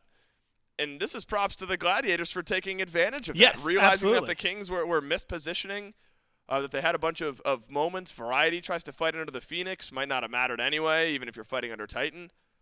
And so we go to 3. Remember, this is monumental, because I talked about the Gladiators. If they could just find a game win this weekend, they're feeling good about themselves because they've been 2-0'd by everyone this year. Now you've gotten a game win against the Kings and a chance to win the set in Game 3. They'll go on to play the Oni Warriors tomorrow. If you're the Camelot Kings, I imagine there's a bit of frustration because the Kings have 2-0'd every single team that they've played. And now you've dropped a game to the winless Gilded Gladiators. And so, look, the Gladiators could be under the Kings' skin a bit. We've talked about how the Kings every once in a while will play down to their opponents if it's just a regular season game. The Kings dominated the Gladiators during the kickoff tournament in the quarterfinals, 2-0. And I think you got to give props to the Glads to buying their time, Stu, unconcerned, thriving. My man is lounging. Unbothered, in his lane. That's intentional, right? It's easy to light on the camera. I'm impressed. I can hardly get my when I start to lean back, there's a certain limit. Yeah, it tips a little bit. Before I feel uncomfortable. You know that feeling when it happens a lot of the times, like when you're about to go to sleep, when your stomach is just like, oh, I'm falling, and then you alert. I could not lay that far back in a chair and feel comfortable. He's doing the Inception. So Stu is very He's fine. Yeah, He's fine and he just had a hell of a game, man. So he should be feeling pretty good about it. I also think they get to change up and control some of the picks and bans here, right? You get rid of the Hebo, you get rid of the Marty. Those are 2 really power picks. The Marty in both games looked absolutely insane. The Hebo in game 1 was dominating. So I like that they've taken some control. And look, if you're talking about this team, if you want to push this to the limit, I'm on it. Let's go Kings, right? Let's go Gladiators. Let's push it to the limit. That's the rule. If you're going to take us to 3, yeah, if you're going to take us to 3, you got to win. And you know what? I'm in it for them. So what I want to see is a comp that's really good at Phoenix defenses, because I don't think they're winning any other part of the game. I think you got to wait. You're prepared for 30 minutes from now. And what you need to be doing is absolutely shattering the Kings. I want to see I don't know. Actually, I have to look at their Merlin win rate. It hasn't been necessarily that great. None of their win rates are that great this year, though. So maybe you pick up a Merlin. Maybe you just get another mage that Snoopy feels really good on. Maybe you go double Hunter. You do something to get yourself in a good position, because it feels like, especially after last game, that's where you're going to find that success. Are you stepping up to the Kings right now in the middle of the map when it's 0-0 at 5 minutes and getting your first blood? Maybe, especially if Kyrmi gets onto a god that he can really kind of rock things on. Otherwise, I'm all aboard the wait and turn around tree, because I feel like if it worked for him there, that might be one of the only ways they get back into this. Force the Kings to get a little frustrated, force the Kings to play impatiently, get under their skin, like you had mentioned. I think that's what happened in Game 2. Push into them. We have forgotten about the Maui for a little while, Gore. I play them all the time. I know you have. You have not. Lest we forget what Genetics did at the SMITE World Championship on this very pick. Roll the reel. It's a lot of Genetics. We could have an hour-long reel of just Genetics plays. God, he was so good. Hasn't been the go-to support. Still does the same thing. Yep. You can hook. You can landfall. Pull your teammates out. He's swing really it. good from super far away. Yep. Never have to feel too stressed about it. Well, because if the Kings were worried about siege and initiation, and you don't want Nox to have to step forward and shadow lock someone, I suppose a landfall can maybe get things going a bit easier for you. You want to come out of there. And that's what when we talk about meta starting to form, things like that, teams realizing that base defense is viable. You only have to win one fight sometimes to turn the game around and win. So draft for base defense if you feel like you're going to be on the back foot. On the flip side, if you feel like sieging is extra difficult right now, maybe consider a heavier, more ranged initiation style composition, to your point, Gore. Better from further away. Ratatoskr would have been an option for CaptainTwig. Is not going to be here in Game 3. Either is the Hunbats. But it feels like the Kings, between a Herc and a Maui, already have some good initiation. A couple pull opportunities, tankiness later in the game. In Chernobog, one of Yark's better picks. Flip side, this Vamana was a serious issue in Game 2 that the Kings did not have much of an answer for. And Scary D has gotten it a third game in a row. I'm kind of curious what Twig's going to go to maybe try and respond to that, right? Because Scary D, couple moments. Again, late game, they got a lot of moments.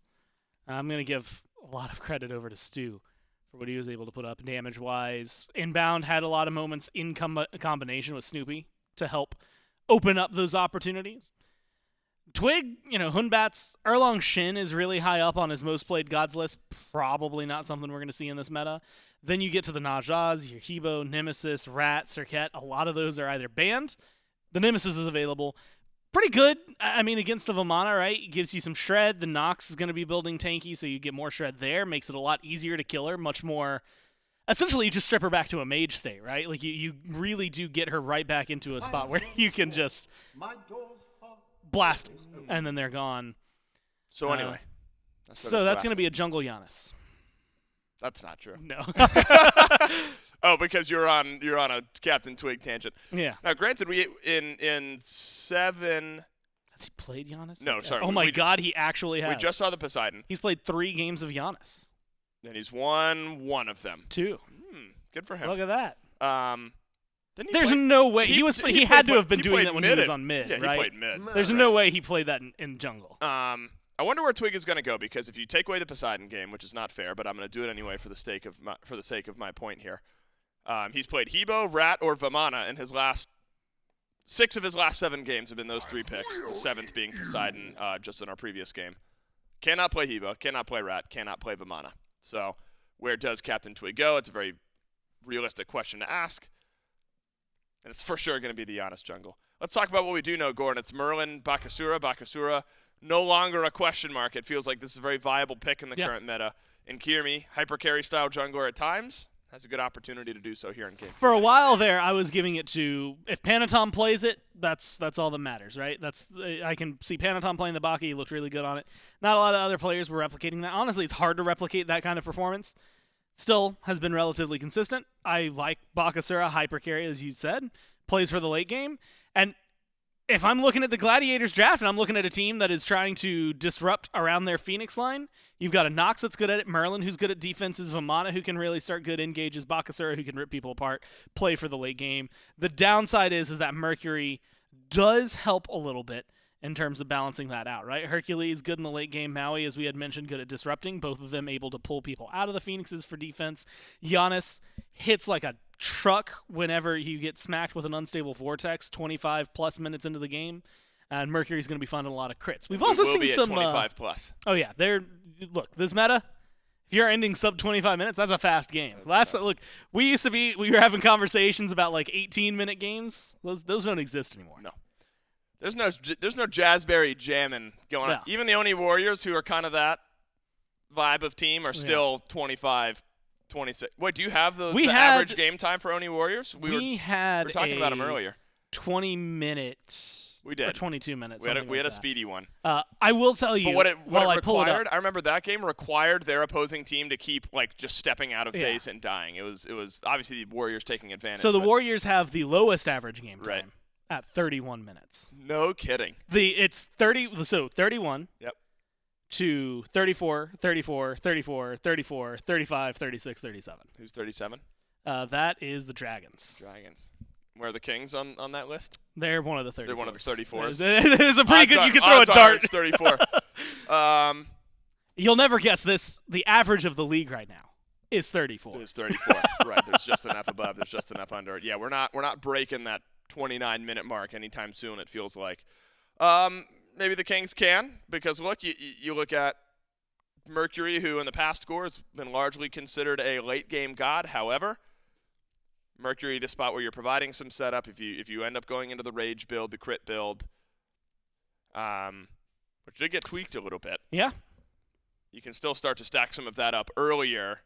Not only slated for late game anymore if Twig can get active. Yeah, I feel like we've seen a lot of Mercuries that actually quite a few who have had successful early games that then sometimes struggle actually to get their late game on point. Some that have a okay early game. I mean, Twig, I wouldn't be surprised if he's farming a little bit for a while because that's just the way he plays. And then, like you said, picks up a rage, starts running it down in lane ganks, the Mercury should look good. Gore, I'm 35-minute game away from needing some God Slayer, so we'll see what happens. After this one, Gilded Gladiators, Camelot Kings, Game 3. Well, maybe the good news for you, Dave, is that this is the final game of the day, and only one of these teams can win out. Will it be the Gladiators getting not only their first game win just in Game 2, but also could be their first set win with a victory here, or will the Camelot Kings reign true and remain undefeated going through this first half of the phase? J-Mac, Charlie, and Doug back with game number 3. Kyrmi on the Bakasura. We've been seeing this a little bit, Trelly. It's been a pick that's gotten active fairly early. Late game, you get a little bit of crit online. CaptainTwig feels like he might have a couple of roadblocks up ahead of him, maybe a couple of speed bumps trying to get past this Bakasura.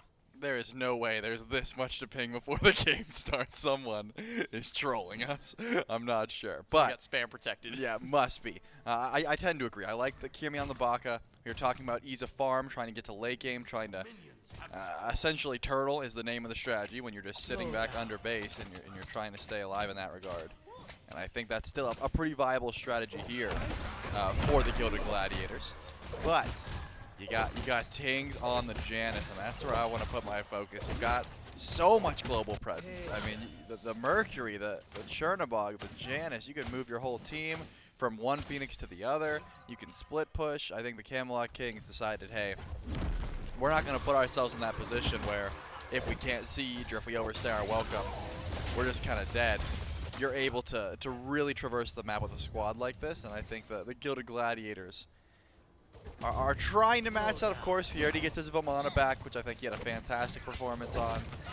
The Baka, these auto attackers are certainly going to make your late game a lot stronger. But you got to get there, and you got to get there in a more even state, because so far the Camelot Kings have shown they've been getting the better end of the early trades. Kyrmi has been the player to watch on this Gilded Gladiators team. He's been one of the most consistent carries this team has had so far in this phase. Maybe to start things out strong up against CaptainTwig, who's dashed forward. Kyrmi jumps away. Snoopy pelting Twig, the couple of ice bolts, falls through a portal into an unstable vortex combo. About half of Snoopy's HP. Right side, Variety versus Scary D, the 1v1. Not going as favorably for Variety to start things out. Kyrmi going aggressive, but he's got minions batting back against him. CaptainTwig recognizes this and stands his ground. A lot of scrapping, a lot of low health bars so far. No real aggressive relics there for the solo laners. They both just have teleports. I don't think more aggression comes from there. It's really going to be on these junglers. You know, you've got Blink for Kyrmi. He does have the ability to get active. CaptainTwig, of course, going for the bead, so it's going to take him a while before he wants to really start sending out ultimates. He needs to hit level 5 and then probably get a full item before Merc is going to feel that confident getting his hands dirty. But still a lot of CC here. This Nox is a pick that's been passing back and forth. Inbound gets it, he gets the horrific emblem, and Genetics is able to match it with the Maui. I think these supports are going to have to watch their positioning at the front of these fights more often than not, just because of how much damage both teams have. But the rotation's over to right. This has been the call. Blue buff invades. I think Kyrmi has a better chance at going for an invade if he wants to, but maybe a Variety carelessly driving strikes could put himself out of position, but you don't have too much chase down potential as a Bakasura this early on. No. It's going to be difficult to chase out a Herc, especially as you mentioned, as long as he's got that dash available to him. Trying to get back to safety. If he can reposition, even gets a stun, potentially, if he can find a push on one of the enemy players. It feels like, at least in first ability alone, Maui and Nox very similar. Straight line skill shot, locks a player, or at least cripples a player out, where Nox roots him into one stationary place. Genex on the Maui kind of brings them a little bit closer, so functionally, kind of works the same when it comes down to target selection for those two gods. I can see it. It's close, and that's what if you're going for, saying Genetics just played a god like this, so he should be on point. Then I can allow it. The issue, however, is the damage coming through after. I don't think the Shadow Lock or the pull in is really what you're looking for. It's who's following up. Jarcorrr doesn't care about that shield buff. He wants to look for damage, and he's going to catch Stuart's dash. No beads, though.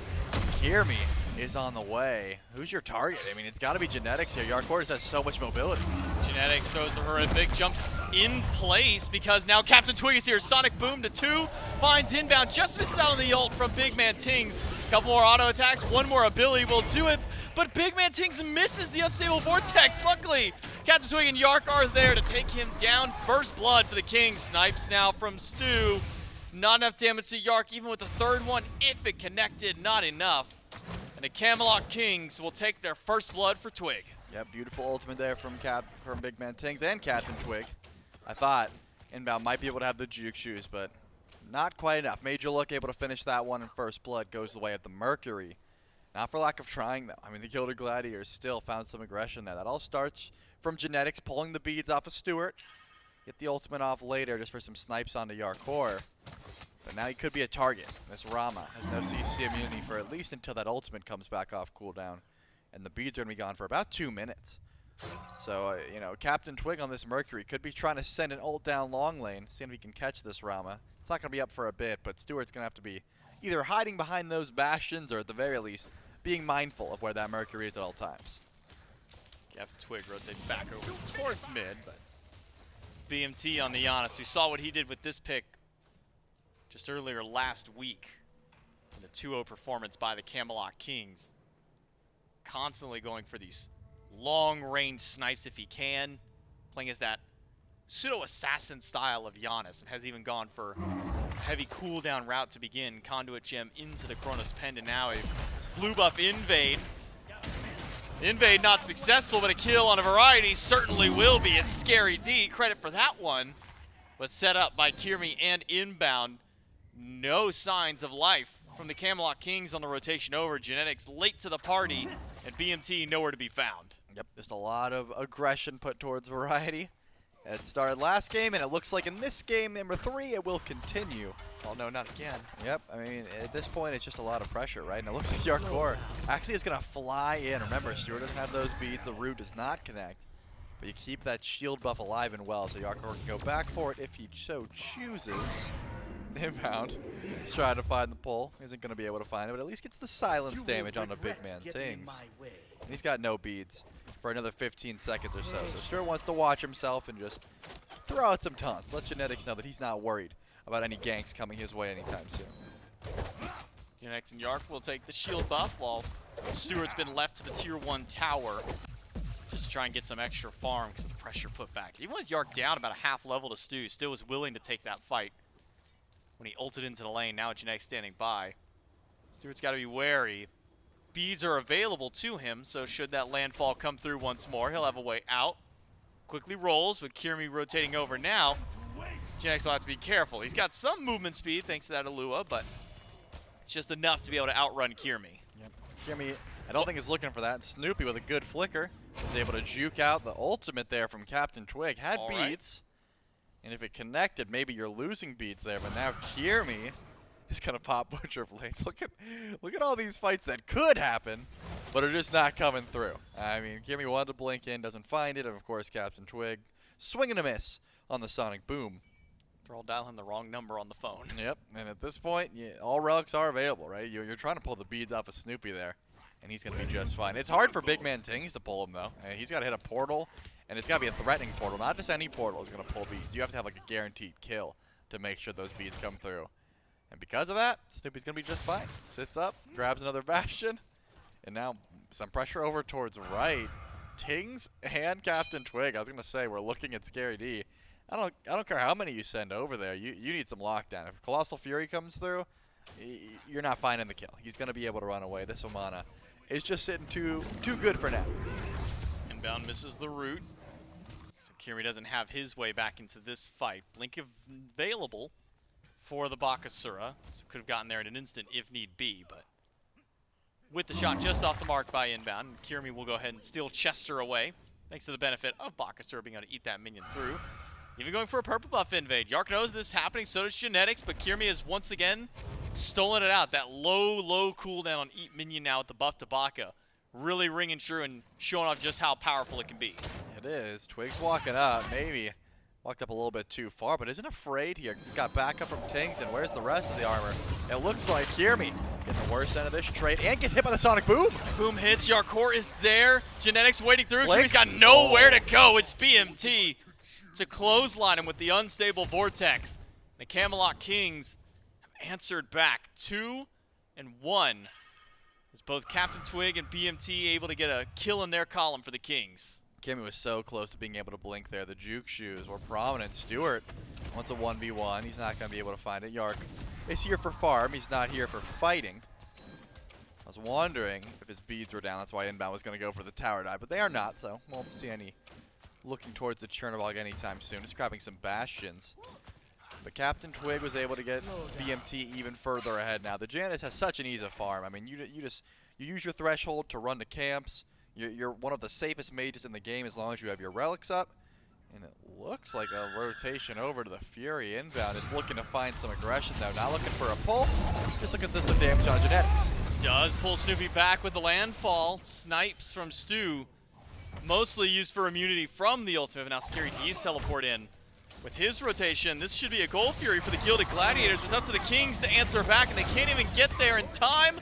The Gilded Gladiators get gold, and they get out of the fight instantly. Scary D pops Colossal Fury, and that calls to the end of the fight. The Camelot Kings come up empty-handed. Yep, they're going to head over to the Pyromancer. They know it's about to spawn in, but will the Gladiators make a little bit of a rotation?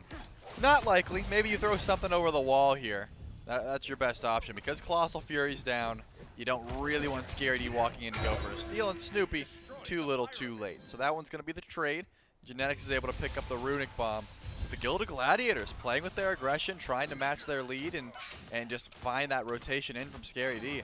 I love that call. I mean, when you see an engage like that that goes your way and you have the ability to go in for the Gold Fury, you can make that call. Variety slowed. How much damage? And there's the ultimate. You should be getting shredded through here. Does get the push on 2. Doesn't get the pick up, though, and will go down. Will shimmy and shake around as much as he can, but Kyrmi's got enough movement speed to chase him down.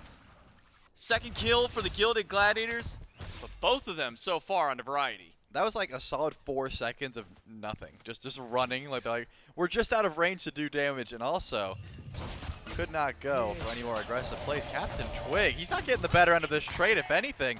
I would say he's losing. If these snipes come through, he could be in trouble. Second snipe off, third snipe's got a hit, doesn't find it.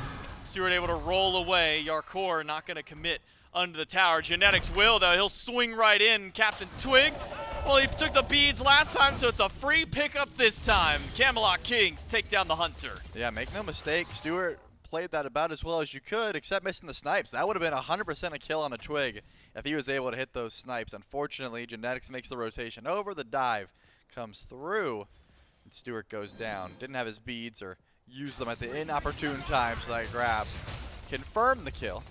And now you're going to lose your tier 1 tower over on left if you are the Gilded Gladiators. So I guess good looks, because you realize there's so much aggression over on right. Tingz just wants the wave, so he's going to use the ultimate. He's going to keep that tower alive. Yeah, tier 1 no longer under threat for BigManTingz. And we get a small lead over Snoopy as well, about 1 level ahead of the Merlin, but feels like that's just the nature of a Janus, such a strong mage and strong god in general to power farm through, being able to walk through some of the larger walls in the map with that portal. Makes ease of mobility such a key factor in this pick. Really just makes him such a slippery god to deal with, because as soon as that wave is done, BMT can vanish either into the jungle or just throughout the map with those portals. Yep, and that's what separates the good Janus players from the great. You know, the ones that can use those portals effectively for the team, for yourself, for engage, for disengage. Tingz has it down. Hasn't had too many impactful ultimates damage-wise, but has been using them to secure farm and to make sure his presence is known throughout the entirety of the map. Inbound, dashes in. Not able to find anything for now, but Twig was in the jungle trying to charge up a Sonic Boom, trying to see if he could pull some beads or send out that ultimate just to get aggressive. Didn't see anything he liked and decided to back up. But I'm loving this. This is not a passive game by any means. Everyone is trying to find aggressive plays. Inbound steps a little bit too far forward though. He's going to eat a lot of damage here. Surrounded by 3, thrown against the wall, tries to slow them down. Landfall pulls them right back into the ultimate from BMT, but now the sniper has opened up the door for the Camelot Kings to run through. Snoopy uses his beads, and that's the end of the road for the Camelot Kings. They'll take their single pick against Inbound, and they'll make their way throughout the jungle to refarm up. Yep, they use that portal, not only for the chase down, not only to confirm the kill, but for CaptainTwig to come through with a Sonic Boom charge and find the beads onto Snoopy. I thought if special delivery came through, we might have seen an even more of a chase down, but at the very least, you get the beads down. Look at this teleport, though. It looks like another Fury call here from the Gladiators. Jarcorr's walking up, and Genetics is nearby. It's not burning quick. Sniff this one out. No landfall to steal away. Yark is going to have to do the damage to get this one out of here. Drops down the crystal, but the Gilded Gladiators do end up getting the Oni Fury this time around. Now, 2 Furies for the Gilded Gladiators have kept this game even, Trelly. We're 4 kills to 2, but gold is in double digits experience in favor of the Camelot Kings. And now maybe a little bit of gold in their pocket. Pyromancer started up. Kyrmi is here to try and take it away. Does not do so, but he does. Go ahead and grab CaptainTwig's life. Even though being unable to steal away the Pyromancer, the Gilded Gladiators do answer back. Yeah, that XP is just sitting on the carries at the moment. Jarcorrr 2 levels up, and Tingz 2 levels up. Everyone else is looking finer, actually behind. Scaredy and Kyrmi were able to find level leads in their own respective areas. Looks like another ult from Tingz coming through trying to defend that tower, but here comes Jarcorrr as well. Yark has dove in, but he's been slowed down by Scary D. Tier 1 tower taken for essentially free by the Gladiators. They didn't really use anything this time through. I mean, Kyrmi dropped his ultimate as soon as the fight starts to break out, but BigManTingz ult, Yark's ult, all wasted. The Tier 1 tower in mid still gone now for the Camelot Kings. And because both objectives are gone, you'd think that'd be the end of it, but so far these junglers have been looking to fight even when objectives are gone. You know, even if Fire and Gold Fury are just uncontested, there has still been Kyrmi and Twig looking for opportunities to use the mobility, the blinks, the ults. You know, just trying to see what they can find.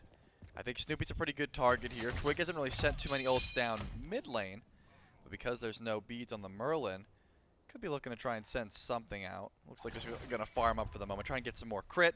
The bladed boomerang is not enough damage so far to really net, you know, those big crit numbers that you're used to seeing. And actually, Twig's in some trouble here. Uses the ultimate defensively, and he's going to have to zoom out. Didn't have the beads. It was fearful of Snoopy's damage. Still 70 seconds till the beads are back up for Twig. Even longer before his ultimate returns to him. So now the Camelot Kings at an even state against the Gladiators. As far as gold is concerned, but as you mentioned before, XP in favor of the carries, but jungle, Kyrmi definitely getting the better hand up against CaptainTwig. 2-1-1 to start the game on the Bakasura, 1-1-3 for Twig. Silence will stop the hook from Genetics, but he can charge it right back up. If he can find a lock on Inbound, we'll bring him right back to Twig, but there's just no follow-up against Inbound. He ate the full duration of the hook from Genetics, and not really much follow-up beyond there. Yep, just trying to get some damage, trying to find some stacks. Inbound's going deep into the jungle for them. And Genetics looks pulls in, but his team decides, hey, he's not worth too much. Again, there's not much to fight over. It's not like we're going to immediately pull a Fire Giant if we're picking Nox. So I think a decently smart play just to let that one go. But still, it's a passive game so far. It did take a little bit of a break because, again, these junglers were getting active. But the Gilded Gladiators still definitely in the driving seat gold-wise. They've been at the first ones towards this Fury whenever it spawns back in. And gold is still very important. So ward coverage on the left side of the map, a big deal. Inbound uses the ultimate there. I think he spotted BMT. Yeah, I think he wanted a stack and wanted just to confirm those. Unfortunately, doesn't end up hitting. But you will at the very least get to confirm the Oracle Harpies to get the vision down on the Fury. It's about to spawn in, like I said. This could be a big deal. BigManTingz has that global presence, but it's also a steal tool. If that Fury ever gets low, you got to make sure you're ready to outburst, you know, the through space and time that could be coming from essentially anywhere on the map. Now a grouping left. All 5 Gladiators here. Only variety in Genetics here so far for the Kings. With all the carries on the way. Gold Fury back on the map. The Gilded Gladiators showed their hand that they want the aggression here. Inbound.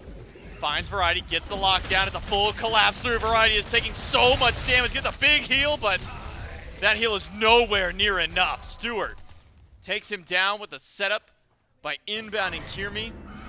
Maybe one on Genetics, but the root this time from Inbound just off the mark. And that's not easy to do. With the Shield of Regrowth proc, a Hercules is very fast, so props to Inbound for controlling and making sure that variety goes down. Genetics has the ultimate. Here comes Twig also into the backline. Sonic Boom, though, pulled him away. Maybe miscommunication by Genetics and Twig.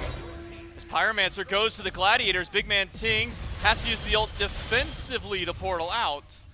Genetics still standing by, but that's ult from Genetics, ult from CaptainTwig and BMT. Now all three down.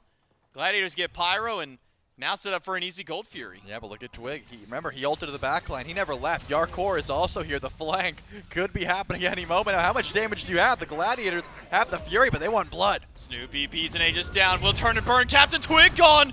And Jarcorrr is now in the middle of three. Kyrmi slamming away. But Jarcorrr doesn't have enough damage. The fire from Merlin burning through. Jarcorrr down. Boulder just off the mark.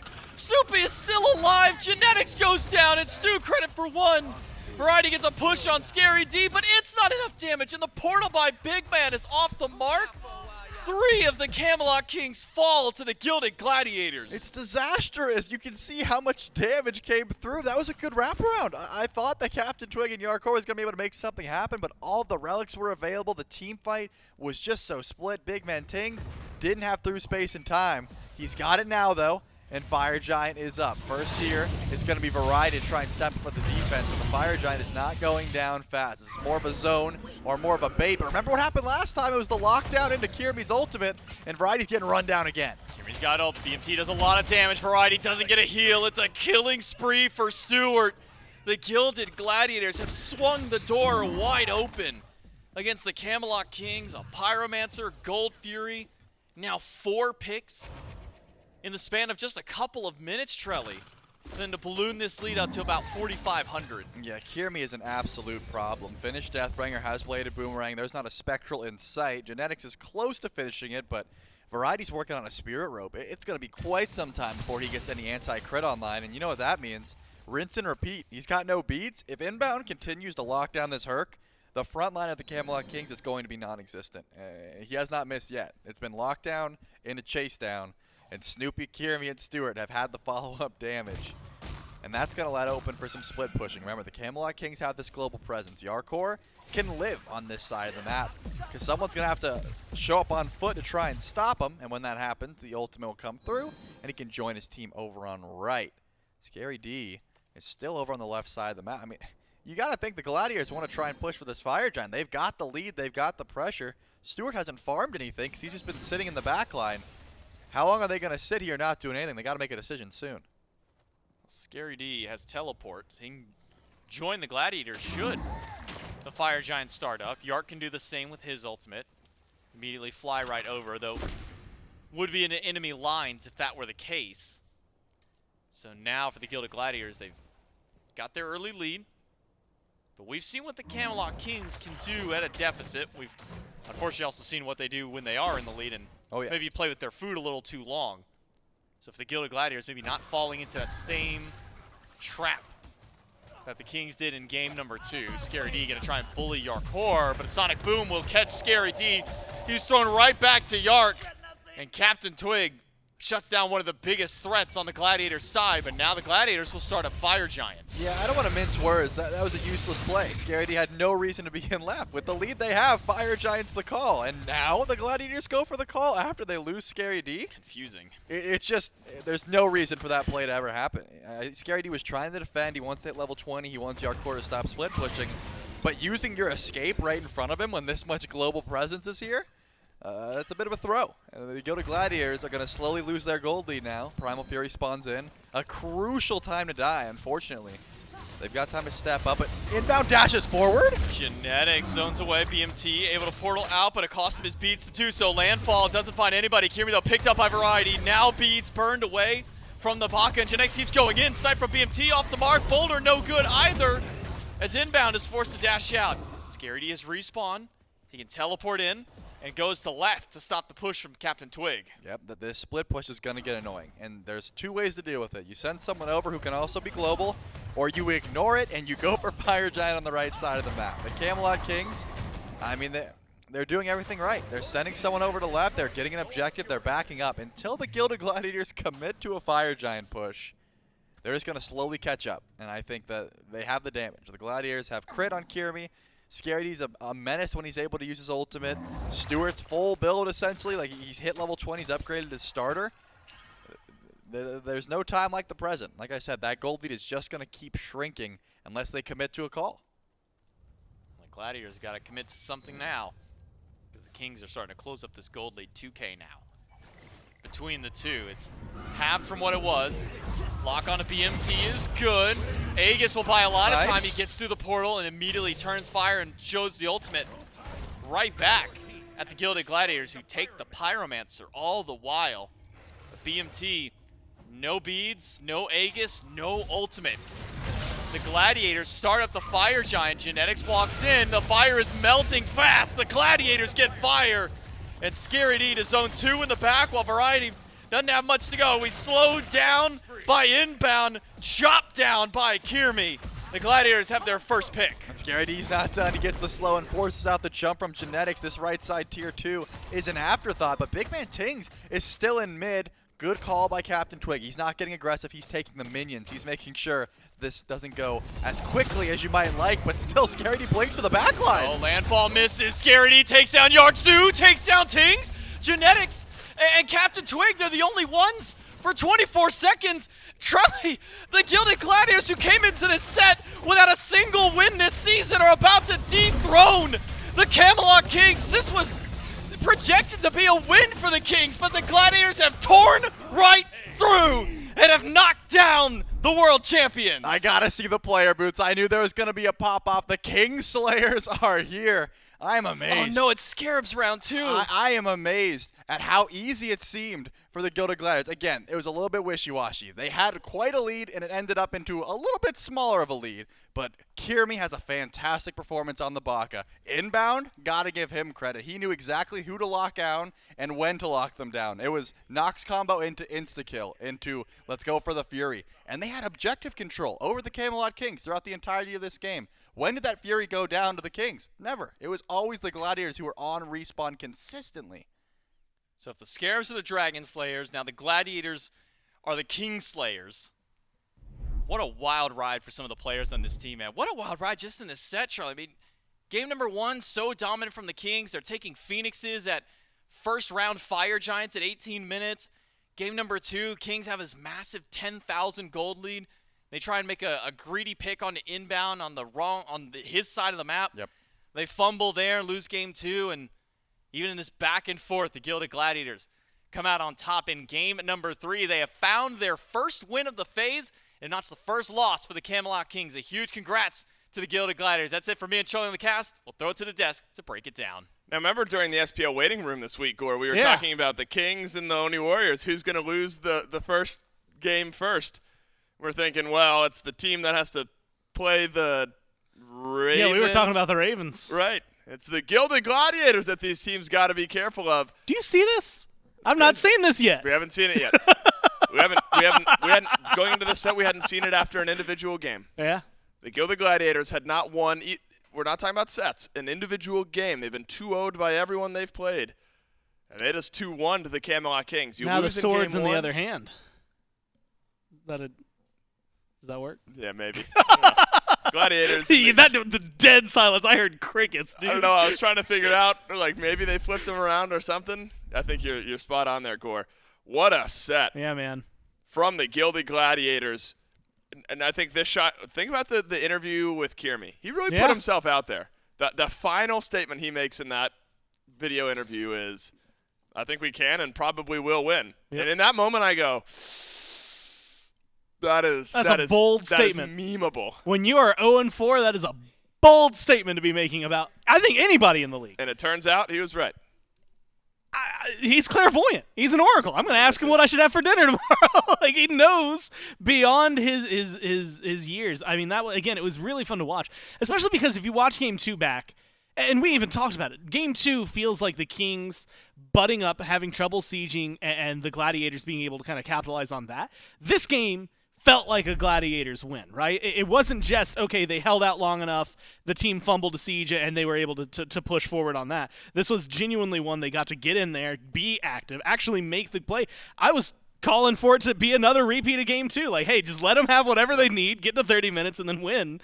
But they got way more active in this. They look a lot better. If that's the Gladiators that we can get for the rest of this phase, we're in for a treat. And this is a pretty fast-paced game, too. We're not going 35, 40 minutes here in Game 3. The Gladiators really take it to the Camelot Kings. I think we can, and I think we will win. That's Kyrmi, 2023, and he's standing by with J-Mac for the post-game interview. Well, it's no longer a think we can or will. It's a we did win for the Camelot or for the Gilded Gladiators against the Camelot Kings today. Kyrmi, you said sorry to me coming in here, said sorry for making the day a little bit long, but you got to win. So I can't even be mad about that. You find a big win against the Camelot Kings. How's it feel for the team finding this huge win? It feels pretty good, especially because we felt that we should have been winning a lot of our matches last week, and a lot of people are doubting us this week because it's the 2 undefeated teams that we play this week. However, I mean, I had faith the whole time. I think if you're on any team, you have to have faith that you can win, and I saw that we could, and I'm just glad that we actually executed on our plan for once. Yeah, finding a big win against the reigning world champs, an undefeated roster coming into this one. I mean, this is a team that coming into here hadn't lost a single game outside of the kickoff event. So, I mean, finding that first win in game number 2 for y'all. And kind of tell me how that maybe gave y'all some momentum. Talk to me about what was going through y'all's minds in game 2. They're standing inside the grass. Inbound walks up, spots them out, or maybe gets spotted, and then y'all find the turnaround. What's going through with your minds with that part? Once we see that they're in the grass and they're trying to go on Bob, and they don't actually successfully kill him, it feels really good because we just have all of our ults. The Vamana and Chernobog just have crazy chase. And then once you start really winning the fight, you start seeing, oh wait, oh my God, we're winning. We end the game here. It's just a really nice relief because we this is our first game and set win, so it's very satisfying to get back in there. Now, maybe a little term name thrown out for your team at the end of there by Charlie was the Kingslayers. How's it feel to be the one to dethrone the Camelot Kings? I mean, especially, your team didn't be able to find a win coming through here. You only have to play them once during the phase. How's it feel now having the official title of Kingslayer? It feels pretty good. Other than the Onis beating them in the kickoff tournament, the Valks were actually the last team to beat them last year. So that's what I've been joking about with my team is that as long as I'm here, we'll be fine. A little bit of Valks history and a little bit of win there for the Kyrmi. Kyrmi, congrats on the big win up against the Camelot Kings. Good luck in your next match. We'll throw it to the day to end it out. Thank you. And Gorr, I'm just thinking about He's this. their kryptonite, dude. Yeah, so it's Kyrmi, the King's kryptonite. Didn't the King just get coronated Today? Yeah. The Camelot Kings. I'm trying to figure out how Their to twist this. their power was with Queen Elizabeth. That's right. And It now is it's waned. officially Now that it's officially transferred. transitioned. That's right. You brought it home for me there, Gorr. I appreciate you. This what we hope though is now this is a starting off point for the Gilded Gladiators, right? Yeah. Because what happened with the Valkyries was you beat the Kings and then it's right back to the old Valks ways. You hope that this is then a springboard point for the Gilded Gladiators. That is our final best of 3 of the day. It also makes tomorrow a hell of a lot more interesting. It does make tomorrow a lot more interesting. Our final best of 3 of the day and our second 3-game set of the day. We started off with a Leviathans win over the Dragons. I'd call that one an upset. A Hounds win over the Ferrymen. That one maybe less of an upset, more of an even matchup, but still potentially an upset. And the Gilded Gladiators massive upset over the Camelot Kings to end our day here on Saturday. We will start off with Dragons v. Ferrymen, 2 teams that lost today trying to get back into the win column. Camelot Kings, Highland Ravens right there in the middle. That could be a battle for first now. That's right. Could be. Oni Warriors versus Gilded Gladiators. Those dudes And just beat the Kings. They just beat the Kings. We'll end our day tomorrow on Sunday. Gorr, you talk about a competition for first. It's ever so important now if the Highland Ravens are able to beat the Kings tomorrow. I believe head-to-head would have them in first place in the Order division. So how important now is this Gilded Gladiators win for the race for first over on the Order side? Oni Warriors, Gorr, may be able to solidify first place with a Dragons loss and a win of their own. Yeah, they right now are running away. And what was actually necessary, I believe you needed almost every single win. And this is assuming some wins maybe in hand for the Warriors, right? Looking at some of their matchups that they still have to play. It was kind of like, okay, well, they're probably going to win that one. They're probably going to win this one. Looking ahead, we were in a hypothetical world where they were 8-0.